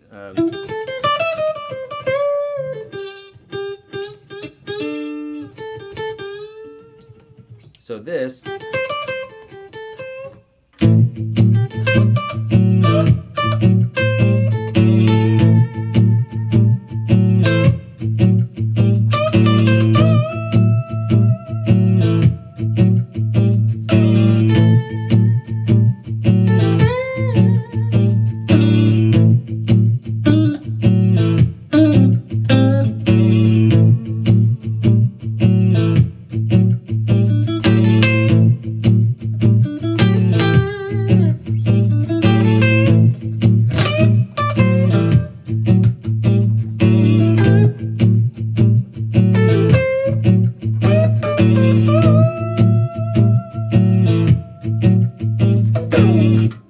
So that'll kind of give you just like a basic idea of the BB box. And I just did a new video for that as well, talking about that, going into more detail about that.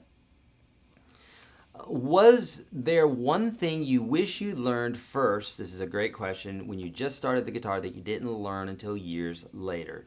Fantastic question, John. Yes, indeed. Here it is. You ready for it? The Nashville number system. A few years ago, I did a course for True Fire guitar. I did a whole series for it because to me, the Nashville number system is the most important thing for one to understand how music is constructed. Once you understand this basic construct, and it's so simple. If you can count to 7, you can learn the Nashville number system. I have a video for it for free on YouTube. Type in Your Guitar Sage number or Your Guitar Sage number system. I have a whole course for it inside of the Unstoppable Guitar System, the one that somebody's going to win today for sharing this, and the one that you can get into it for $1 today at YourGuitarSage.com/1. So if you want to know about that, there's a few different places where you can find it. It's so important because if you understand it, you will be able, it's hard to explain, and once you know it, it's basically like seeing everything, the code behind everything. Okay, if you were a programmer and you knew how to program web pages, and someone said, "Hey, did you know that you could right-click on any web page and see the code for that?" What? And you'd be like, "Oh my gosh, I can figure out how to do this and that and the other thing." That's basically what it does for us musicians. Okay. When your guitar is done, you can get a picture with it. Indeed, I will. You're going to see a lot of it. Indeed. The signature guitar is not going to be cheap, my friends. And here's my answer to that. People say, what's the price? It's most likely now, because I've done quite a bit of upgrading to it, it's probably going to be in the $2,500 range. I know, it's expensive, but here's the deal. If you want cheap guitars, there's a million cheap guitars I can turn you on to, okay? Just go to my kit store, kit.com/YourGuitarSage. I got tons of cheap guitars. The world does not miss, there you go, thank you, Chris. The world does not miss, or is not on short supply of cheap-ass guitars. If you want cheap-ass guitars, my friends, they're out there for you. Amazon has tons of them. But I wanted to make something that was an absolutely exceptional instrument. I want to create something that when I go to a gig, I don't have to bring 3 or 4 guitars. I've got the one guitar and it's going to do everything for me. Okay? I don't love bringing multiple guitars. I got to keep up with them, make sure no one's stealing something, breaking something. Okay? So one guitar is going to be doing everything. It's going to give a great Strat sound. It's going to give a great Les Paul sound, that humbucker sound. It's going to do everything. So once you see it, you're going to understand.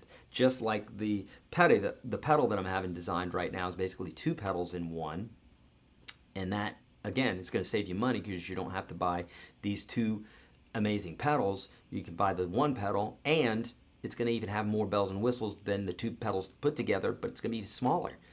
What? How do you do that? It's black magic, I guess. I don't know. But a lot of planning and a lot of working together with my guys that are the brains, if you will, or the hands on doing this stuff. I guess together we're the brains of assembling these ideas, right?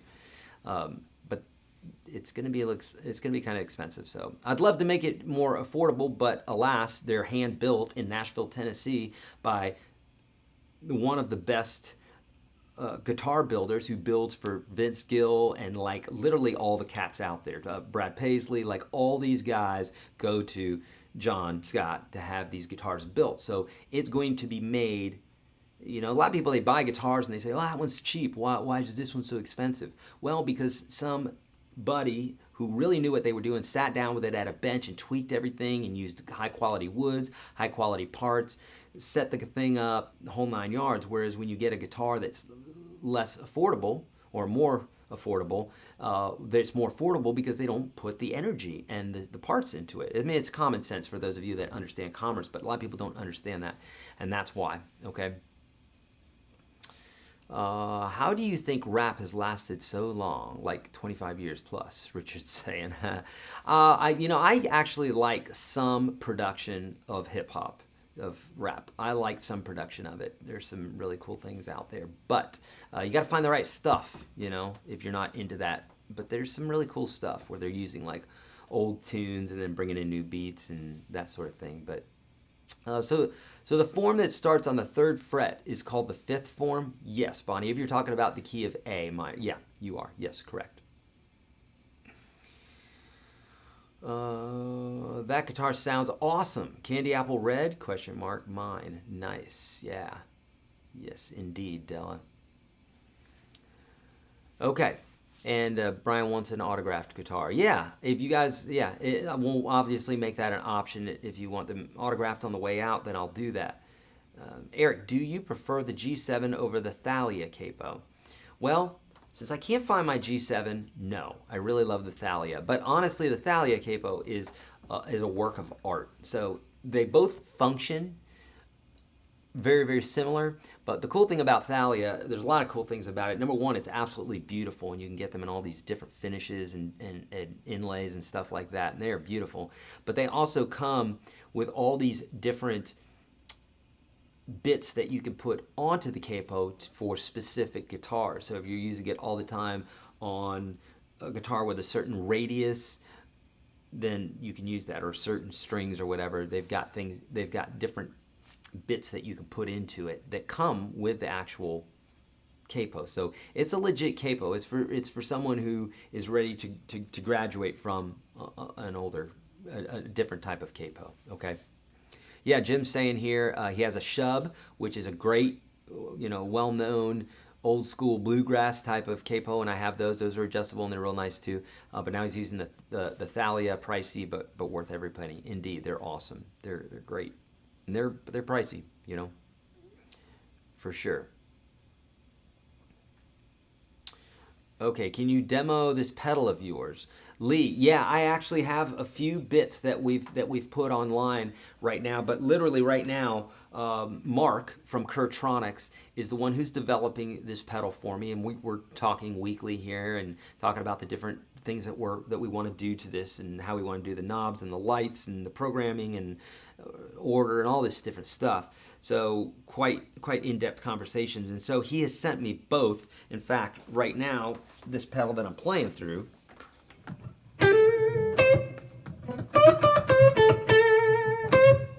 is, well, I can't pull it up here.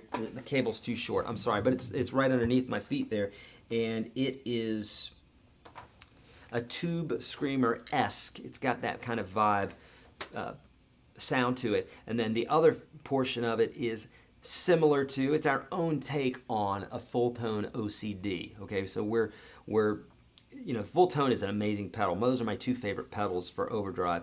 But they both do these two different distinct sounds, and I wanted both of them, but I wanted some tweaks about them, okay?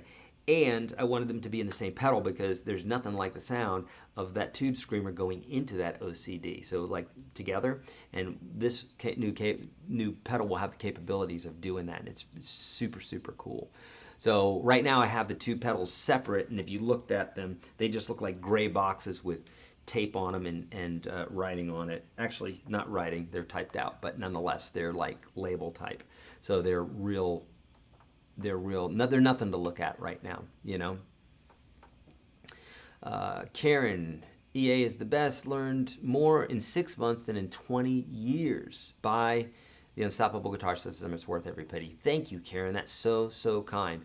Yeah, if anybody's in Unstoppable, see, a lot of people, they watch these broadcasts or they're new to it and what have you, and they're like, boy, this guy is pushy with his free course. It's a free course, so like you don't really have too much to lose there.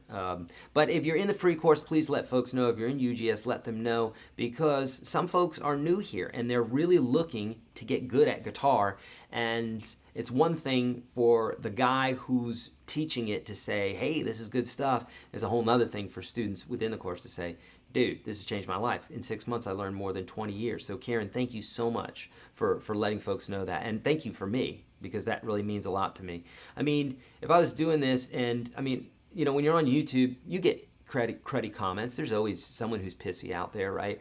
That's life. You could do, there's quite some famous people like Buddha and Jesus and Martin Luther King, and a lot of folks that were doing great things, right, that somehow didn't have a fan or two. And it only takes a fan, one or two crazy people to make things ugly. So there's ugly comments and stuff like that. But imagine if every day I woke up to every comment being ugly. But it's not like that. I get the kindest comments like Karen here, and it fuels me to do more. I just love it. It excites me, and I'm very honored that you would say that. Thank you, Karen. Okay.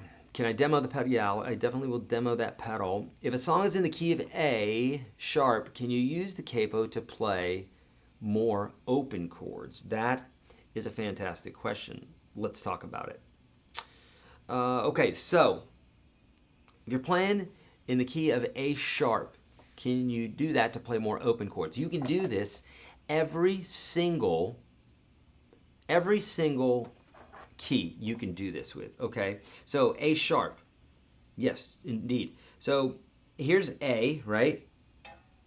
Let's get in here a little closer. Uh-oh, my iPad's about ready to die here and I need it, so hold on 2 seconds. I gotta plug this in. Okay, so here we are. We said A sharp, right? Here's A sharp. I'm gonna capo right here. So normally if we were playing, you know, here are our chords in the key of A sharp. Here's our major 1, our minor 2, our minor 3, a major 4, a major 5, our minor 6, we're down here, our diminished 7, and our major chord again, okay? Now here's the deal. Those were all some sort of bar chords, right? Yep, they sure were, Eric. So what would we do? Like, think about this. This is exactly how I think about capos. Think about the cage system. This is a bass note. It's on the 6th string. So what 6th string open chords, or I should say it this way, what open major chords have a 6th string root? I'll say it again. I want you to answer it. Don't wait for me to say it. Think about this for a minute. Which open major chords, the more you interact with this, the better you're going to get this stuff. What open major chords have a 6th string root, meaning the root or the name of the chord is derived from the note that's being played at the 6th fret. Okay? There's 2 of them, right? There's an E major, there's a G. The F is not a major chord, it's a bar chord, right? It's based off of the E form, right? But we have E major is open, G major is open. So you could think about this A sharp, you could do it in, you know, with an E form or with a G form. So if we capoed here at the 6th fret, now we've got that E form. So now our chords would be, we got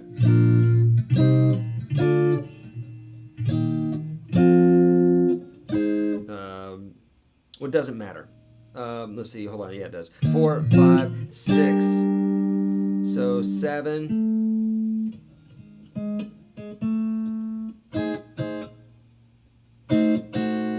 So nonetheless, we still have some bar chords, but we also have a couple of open chords. But let's think about this. The 2 easiest keys to play in are C and G. Check this out. Listen, because there's lots of information in this, and I cover this in a video that's on YouTube. I cover it in big time detail inside UGS, the same one you can get into for $1 today, and other places, but those are the 2 main places. There are 2 keys that are absolutely crucial if you know those 2 keys, and it's the key of G, key of C. Luckily for us, the key of G has a 6th string root, and the key of C has a 5th string root, right? Because the G chord has a G on the 6th string. The root is on the 6th string. And the C chord has a root on the 5th string, right? So this is great because wherever we find our root, we can do this trick. So here is that A sharp. So we did first in the E position, right? We capoed right there. But if you can play anything in the key of G or the key of C, or let's call it the feel of G and the feel of C, because it's really about feel here. We don't care about the actual key once we find it. People will say, well, capo the 3rd fret and play chords G, C, and D, right? And that's how you would think about it. You wouldn't think about the actual pitch of this chord. You'd get all confused. So, with that being said now, here for our chords in the key of A sharp, watch this. We got 1 open chord, our G form, our A form. Now this one is bar chord. This one's bar chord. Sorry. Where am I? 1 major, 2 minor, 3 minor, 4 major. Okay, there's an open chord. 5 major, that's an open chord. 6 minor, and then our 7 diminished. So we have 1, 2, 3, 4, 5. So 5 out of 7 chords become open. What? Ah. Right? So that's how you want to think about things. So if you keep them in the feel of G or the feel of C, then you'll be able to do this in any key. Doesn't matter. If it were something that was, you want to kind of keep the capo lower on the neck, because if you put it too high, now you're playing kind of in the mandolin, ukulele zone. You might as well just pick up a mandolin or ukulele. But if we keep this guy down here, then we can play in the key that we want to play in, plus use all these forms either in the feel of G or the feel of C. Okay, so how do you know which one to play in? Well, keep the capo down here. Let's say something's, watch this. Let's say something's in the key of E flat or D sharp, okay? Cool. Well, then we want to keep it in the key of the feel of G or C, right? Well, if G is too high, which it is for the key of D sharp or E flat, then here would be our chords. Okay, we got all the same open chords. 1, 2, 3, 4, 5. We got 5 open chords. But now we're playing way up here, and this is a little cramped. So we can take that same D sharp or E flat, right? D sharp or E flat. Watch. Here's our D sharp or E flat, and it's a 5th string root. So now we grab our chord. There it is. And we put the capo right behind it where it normally would allow us to play the C chord open. Some of you aren't going to get that right away. It's going to take a little bit, but I talk about it more in detail, and you got to have the basics down first. So there's our one open chord. 1, 2, 3,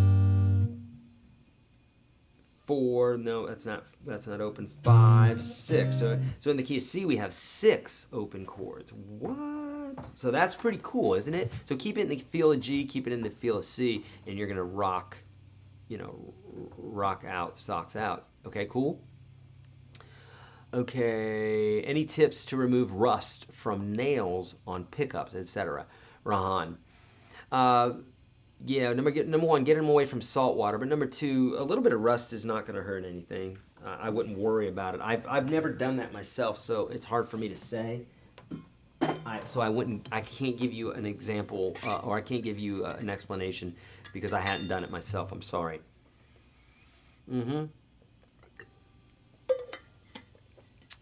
Okay.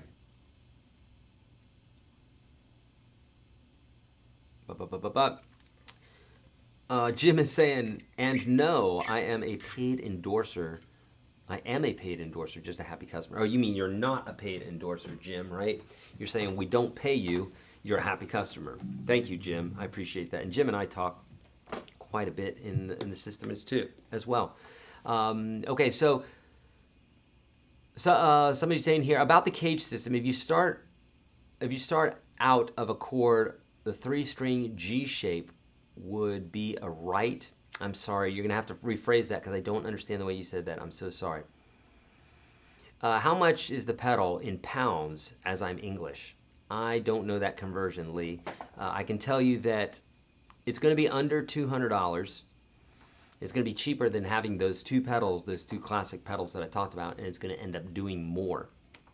Though it's going to be cheaper than both of those, considerably cheaper. Okay.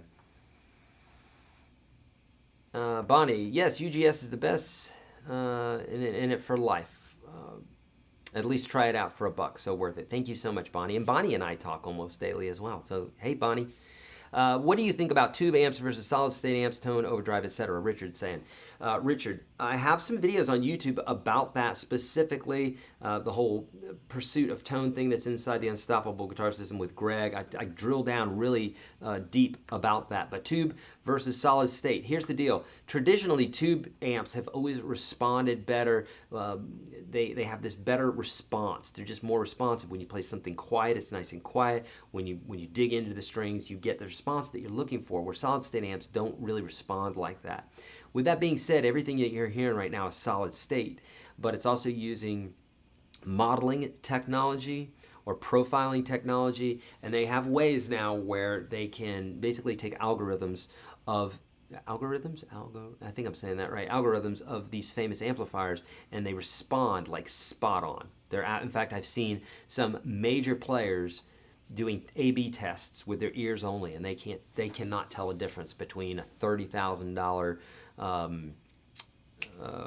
there's an amp that's $30,000 that I can't even think of off the top of my head right now. But nonetheless, that against the model that's within my profiler here. So it's pretty cool stuff. But if you're just talking about amps to amps and you're not talking about a high-end profiler like this one is, I mean, this whole setup right here is about $2,500, so it's expensive. But if you're talking about, if you have $500 to spend and you're going to get a $500, say like a Blues Junior, a Fender Blues Junior, which is one of my favorite little tube amps because it's loud, you can play with a full band, it's one speaker, you can bring it with you, it's not too heavy. Like that you could get for about $500, or if you got an equivalent $500 solid state amp, I'd say 100% go with the tube amp. Now with that being said, you also kind of need some things to feed into that tube amp. You can get a lot more amplifier with effects and stuff like that with solid state amps, but it just depends on how professional you are. If you're kind of new to things, then you can get a lot in a solid state amp, and it may be all you need. But if you're playing with a band, I'd say go with tubes because they're much louder. Just to give you an idea, I had a 5-watt Epiphone amp. I was just trying it out. I took it back, but it's a great sounding amp. Nonetheless, I had that A-B'd to a 100-watt solid state amp. The 5-watt amp was just a teeny tiny bit quieter than the 100-watt solid state. Both of them were loud as all get out, but my ears bled just a little bit less with the 5-watt tube amp, meaning that the tubes just have a different dynamic range, and they're really able to produce a lot more volume for the state for the dollar, if you will. Okay. Great. Earl Grey tea and Eric's guitar lessons. Heaven. Nice, Brian. That's great.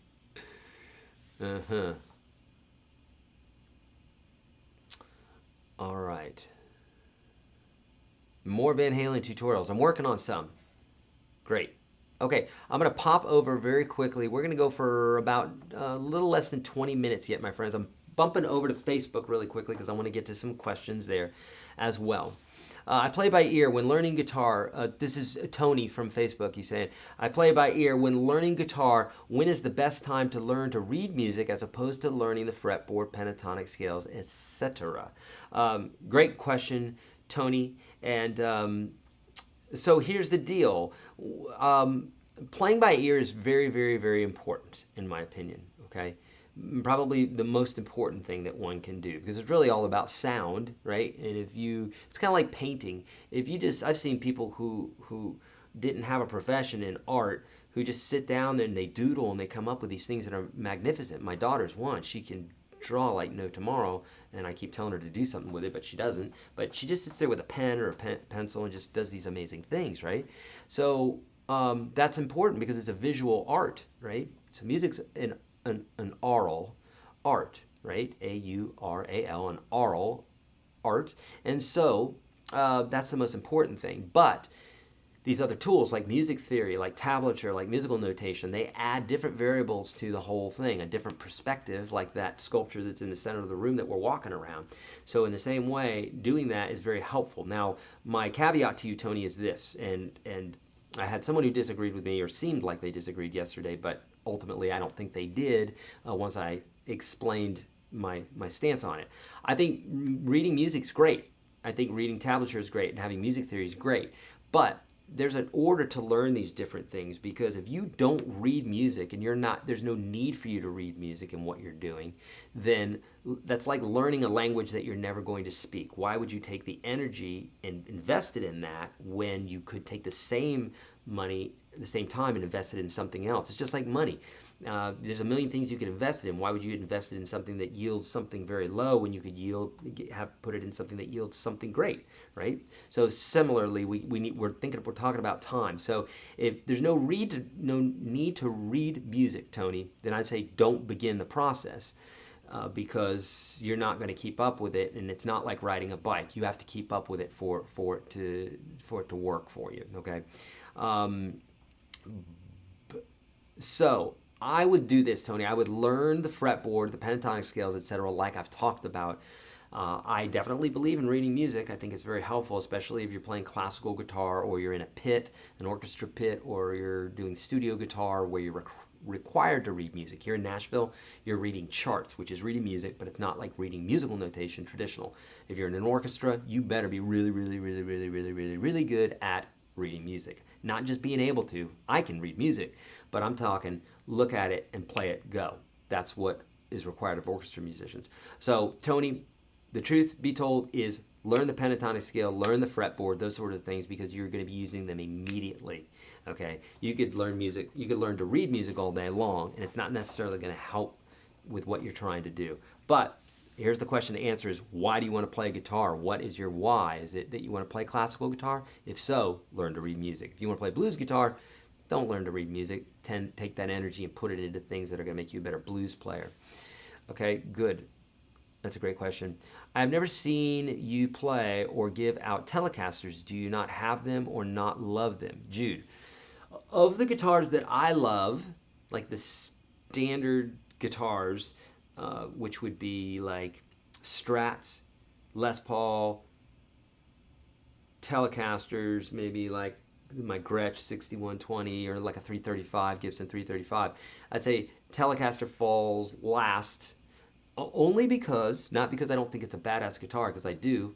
I mean, you know, this guy right here is playing a Telecaster, but nonetheless, and that Telecaster is a 1967. It's got a beautiful sound and everything else, but still, for the style that I play, a lot of times I end up just grabbing other guitars. I did this this morning. I was playing all these tunes, and I kept trying to make the Telecaster work, but it wasn't. So it may just be my Telecaster and my pickups that I have in it. I've owned several Telecasters in the past, but yeah, I should give a Telecaster away sometime, shouldn't I? I should. Okay, Jude, I hear you. I will do that. I'll put that one on the list, because I do need to do that. What'd you miss about the signature guitar, Jonathan? It's still in the works. It'll be available soon, hopefully before Christmas.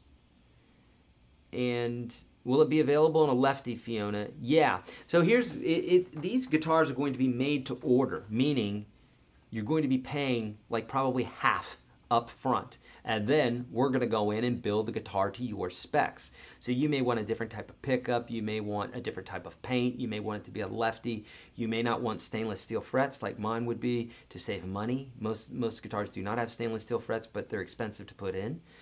So things like that, if you want to save money or do things in different ways, the guitar will be made to order. So if you want a lefty that's hot pink and has some crazy pickup configuration in it, well then you're gonna have to pay half up front, because we can't get stuck with a lefty that's pink that has some crazy pickup configuration.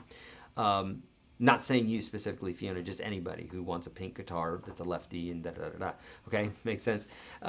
Can your guitars be pre-ordered? They will be, and we'll let you know about that when that's available. Thank you so much for asking, but definitely I will. You will definitely find out about it. We'll be posting like crazy about it to let you guys know. Okay. Try a metronome at a slow speed, Brian's saying. It's harder than it's tougher than it looks, and it's true. Yep, playing to a metronome. I hear a lot of people say, man, I can't play to a metronome. It just messes with my feel. Chris, who's operating the board right now, who's part of our team, is a drummer, and I know he's probably laughing right now because we hear that people say stuff like that. Oh, it's going to mess with my feel. Well, that means you're not playing in time, is what that means. Your feel is not playing in time. That's what that means. Because there's a time, and music is made up of time, and it's made up of melody and harmony and those sorts of things. So just taking time out of it, well then, why don't we just play whatever we want, and everybody start whenever you want and play the chords whenever you want. I mean, that would be really just going by feel. That wouldn't sound very good. You wouldn't like it. So definitely get used to playing with a metronome, okay? Did you get married when you were 18? You have a 21-year-old daughter. I got married when I was 23-ish. And boy, I wish I had waited, because that was the first marriage. But I have a beautiful 21-year-old daughter who is the apple of my eye, and I love her so much. And she is a rock star. Rusty is saying, off the subject, but where did you get that cool fretboard, the fretboard birds T-shirt? Thanks, man. So it's just birds, and my nephew got it for me. I'm not sure where he got it from. I don't even know. But yeah, pretty cool, right? I don't wear this shirt very often, but thank you, Rusty. If you know your 5th and 6th string bar chords, you have a jump on the E and A forms. Exactly. Is there a trick for learning the C, G, and D forms? Rusty's saying. Rusty, no, there's not really a trick to it. It's just, you could use the fingering that I talk about in the bar chords section of my programs, or in the bar chords video on YouTube. Search YourGuitarSage bar chords. So, although I don't think I covered D and C, because most people don't play those forms. But, you know, the thing about this is you want to, here's the tip. Free up the first finger. This is what I mean by that. Okay, if you're playing any bar chord, we have to conceptually understand what to do with our fingers first, right? So here's a C major, right?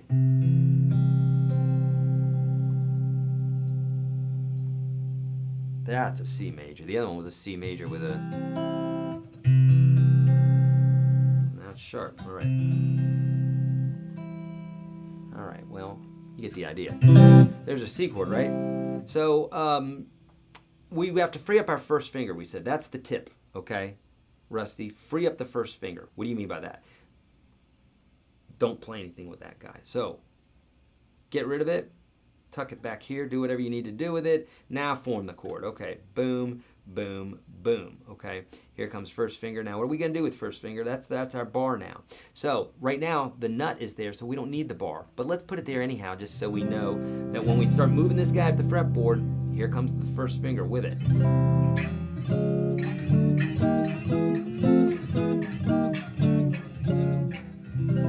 There's our C form. We freed up that first finger. So you can think about the same thing as a D chord. Here's a D chord. Let's free up that guy. Let's let him go.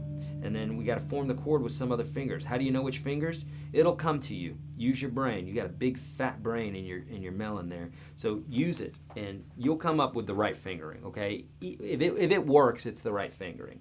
I promise. If it works, if it seems weird, it's probably not the right fingering.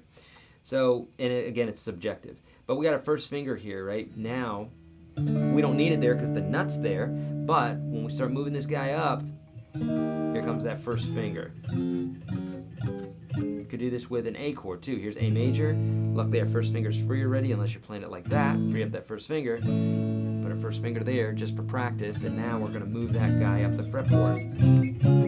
Make sense? Cool. So that's the trick, Rusty. Is songwriting a process that can be learned like guitar? Indeed, 100% it can be learned. Okay? How do I know that? When I was 3 years old, I could not write a song. I didn't know how to write a song, okay? But somewhere along the lines, I learned things like poetry, and I learned things like rhyme, and I learned things like melody and phrasing and those sorts of things, like you're doing right now. And eventually, probably over a girl, I wrote a song. And so I had that, I got this thing in me, it's got to get out, I'm going to write a song. And so I wrote a song. And nonetheless, that's how you write songs. So, and then those first songs are terrible, right? If you've ever seen Adam Sandler, and he's like, this is a mix between The Cure and, I don't know, some other song, but it's like, it's funny. Anyhow, the first few songs that you write will probably sound very amateur, and that's okay. I've heard some some folks, their first few songs or first song or two be incredible, and then the other songs after that were kind of cruddy. But it's a process, you know, so like anything else, you get better at it. My wife's a fantastic songwriter. She's probably written 2,000 songs, so you get pretty good at doing that every single day for decades, right? 100% it is learned, so is singing, so is lacrosse, so is everything. How do I know that? Because there ain't no babies doing any of this stuff. There's no great soccer players that are 3 years old. There are no great guitar players that are 3 years old. There are no great jugglers or magicians or anything else. And if they are great at 3, let's see them at 2. Come on. Or at 1. There's a day where you learn a thing, and then there's a second day where you learn another thing, and a fourth, and so on and so forth. So ain't no one being born as a guitar player. Sorry. Anybody who thinks that, then that's cool, but you will never be a guitar player because you're going to be sitting there waiting for something that doesn't come knocking on your door. You got to go after it, okay? So everything is learned, everything. Is cage system a big step for songwriting? No, not really. My wife doesn't know anything about the cage system. She wouldn't know it if it hit her in the head. She plays her guitar in a open, well, first of all, it's this way, and she has one of the strings taken off, and she plays it in an open C minor chord. So it's all out of whack. So it's like the story of the cobbler's kids, right? The cobbler's the guy who makes the shoes. His kids are running around with holes in their shoes. So, of course, she doesn't learn anything from me because she's a great songwriter, but she's not a great guitar player or musician. She's a great musician. She's not a great guitar player per se, as one might think a great guitar player, but she's actually good at what she does.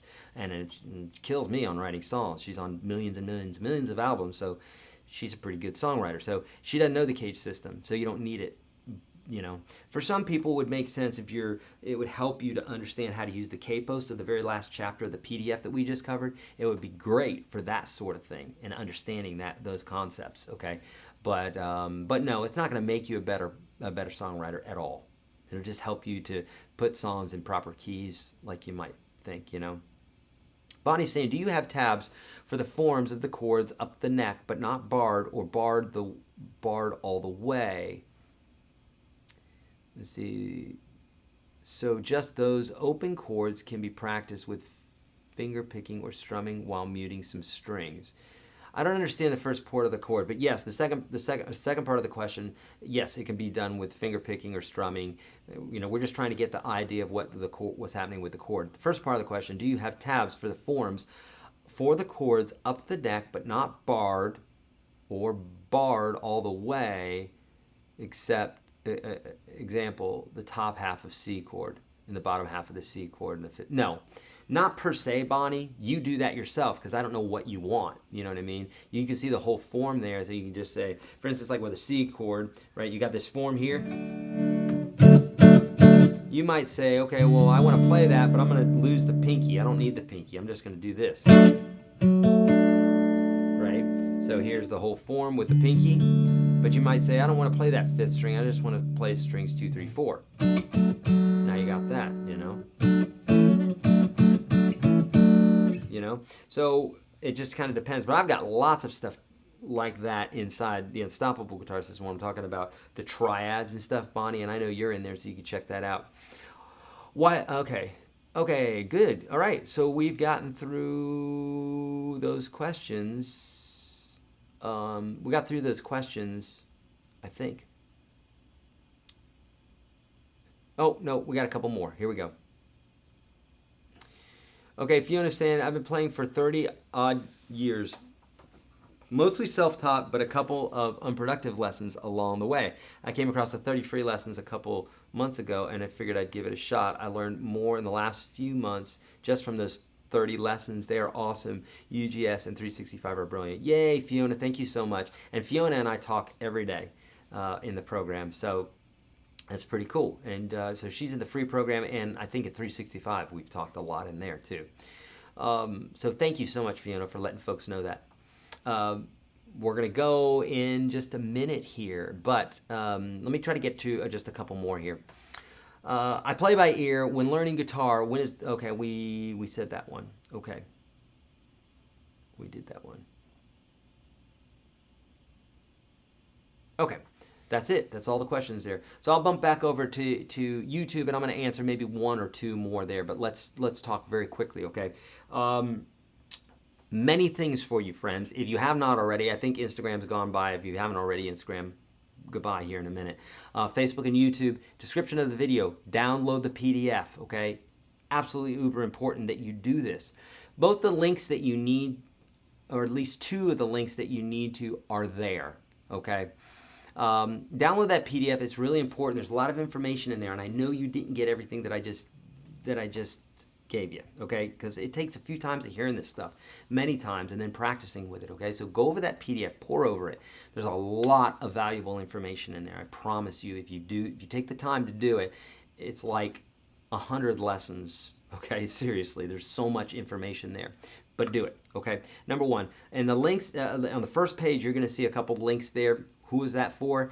If you have any questions about guitar at all, my friends, please take advantage of the free course, or go to YourGuitarSage.com/30, okay? Super, super important that you take advantage of that free course, because it's going to build that foundation. Then when you see me teaching any of the lessons that I teach, you're not gonna be lost. Let me ask you, were any of you lost today? Okay? If anybody answered yes to that, chances are you have not gone through the first 30 lessons, okay? And these lessons don't take forever to do. You can go through them very quickly, okay? Watch those first 30 lessons, and you are not going to have this stuff's not going to be going over your head in these live broadcasts. You're going to be getting it and adding every single time to what it is that you're learning, okay? But I can't help you if you don't have the essentials down. But I can help you by giving you the course. But you have to get in there, and you have to do it. So that link is right there. It's also the title page of that document. Now, for folks that have already been through the program, they've already been through this first 30, and you want to graduate to the next level is getting inside of Unstoppable Guitar System, okay? But Eric, I don't have blank, whatever special we're running. Okay, that's why we created the dollar offer, because literally we want to give you the keys to the kingdom and let you, take off with the Tesla and let you drive away with it for 30 days. Unlimited access. That's basically what we're doing with the Unstoppable Guitar System and 365. Nearly 1,000 videos, 600 jam tracks. You're going to be set, okay? And we can't go into all the details about what it covers. It pretty much covers everything, okay? It's the 1,000 videos-ish, okay? So that you can get into that for $1. YourGuitarSage.com/1. It's the second link that's in that document, okay? Please, friends, take advantage of these things I'm giving you. I mean, I'm giving you everything here. Do it so you can get better, okay? If you don't like the program, which ain't gonna happen, but if you don't like the program, or you're just like, look, I can't continue, thank you for the free ride there, I appreciate it, here's the keys back. You can do that within the 30-day range. You won't get charged anything else. If you wait till after the 30 days, then whatever you signed up for on the day that you gave me $1 is the program that will take over, okay? So there you go. What else? The live broadcast. I'm giving this beautiful baby away. This beautiful Stratocaster Road Worn 2008 with, I didn't mention, with Tex-Mex pickups, right? Tex-Mex pickups are the pickups that Stevie Ray Vaughan preferred, because they give a nice bluesy, they're higher output Strat pickup. I think they use thicker wire or more wire or something. So we'll be giving this beauty away this month on the 29th, where I'll be deep diving into finger picking with you, okay? And you can go there by going to that location there to sign up, okay? We don't have everything set yet, but you can find out all about live broadcasts, sign up for the email blasts in regards to that. So you will not be left out, okay? You'll be able to win this along with thousands of dollars worth of other goodies, okay? Every single month we do this. We give away thousands and thousands of dollars worth of goodies, okay? In fact, we're coming close to giving away about $10,000 worth of stuff every single month. In fact, yes, we're definitely going over that, because we're giving, we're doing 4 weeks times 2 broadcasts. That's 8 times 4. What's that? $3,200 right there. Plus this last broadcast, I think we gave away like $6,000 or $7,000 worth of goodies. So we're getting real close to that $10,000 a month mark, where we're giving a lot of love to you guys. So we do that because it's super fun and you guys are so appreciative and so grateful, and we just love doing it. So thank you so much. Okay. Great questions. Thank you for playing full out today. I don't think I have anything else for you. New videos are coming up. New videos are going up inside the Unstoppable Guitar System. In fact, they're in there already. I just need to make the announcement video. We got lots of things that we're doing right now, so we're quite busy. All right, my friends, love you guys. Thank you so much, and I'm out of here.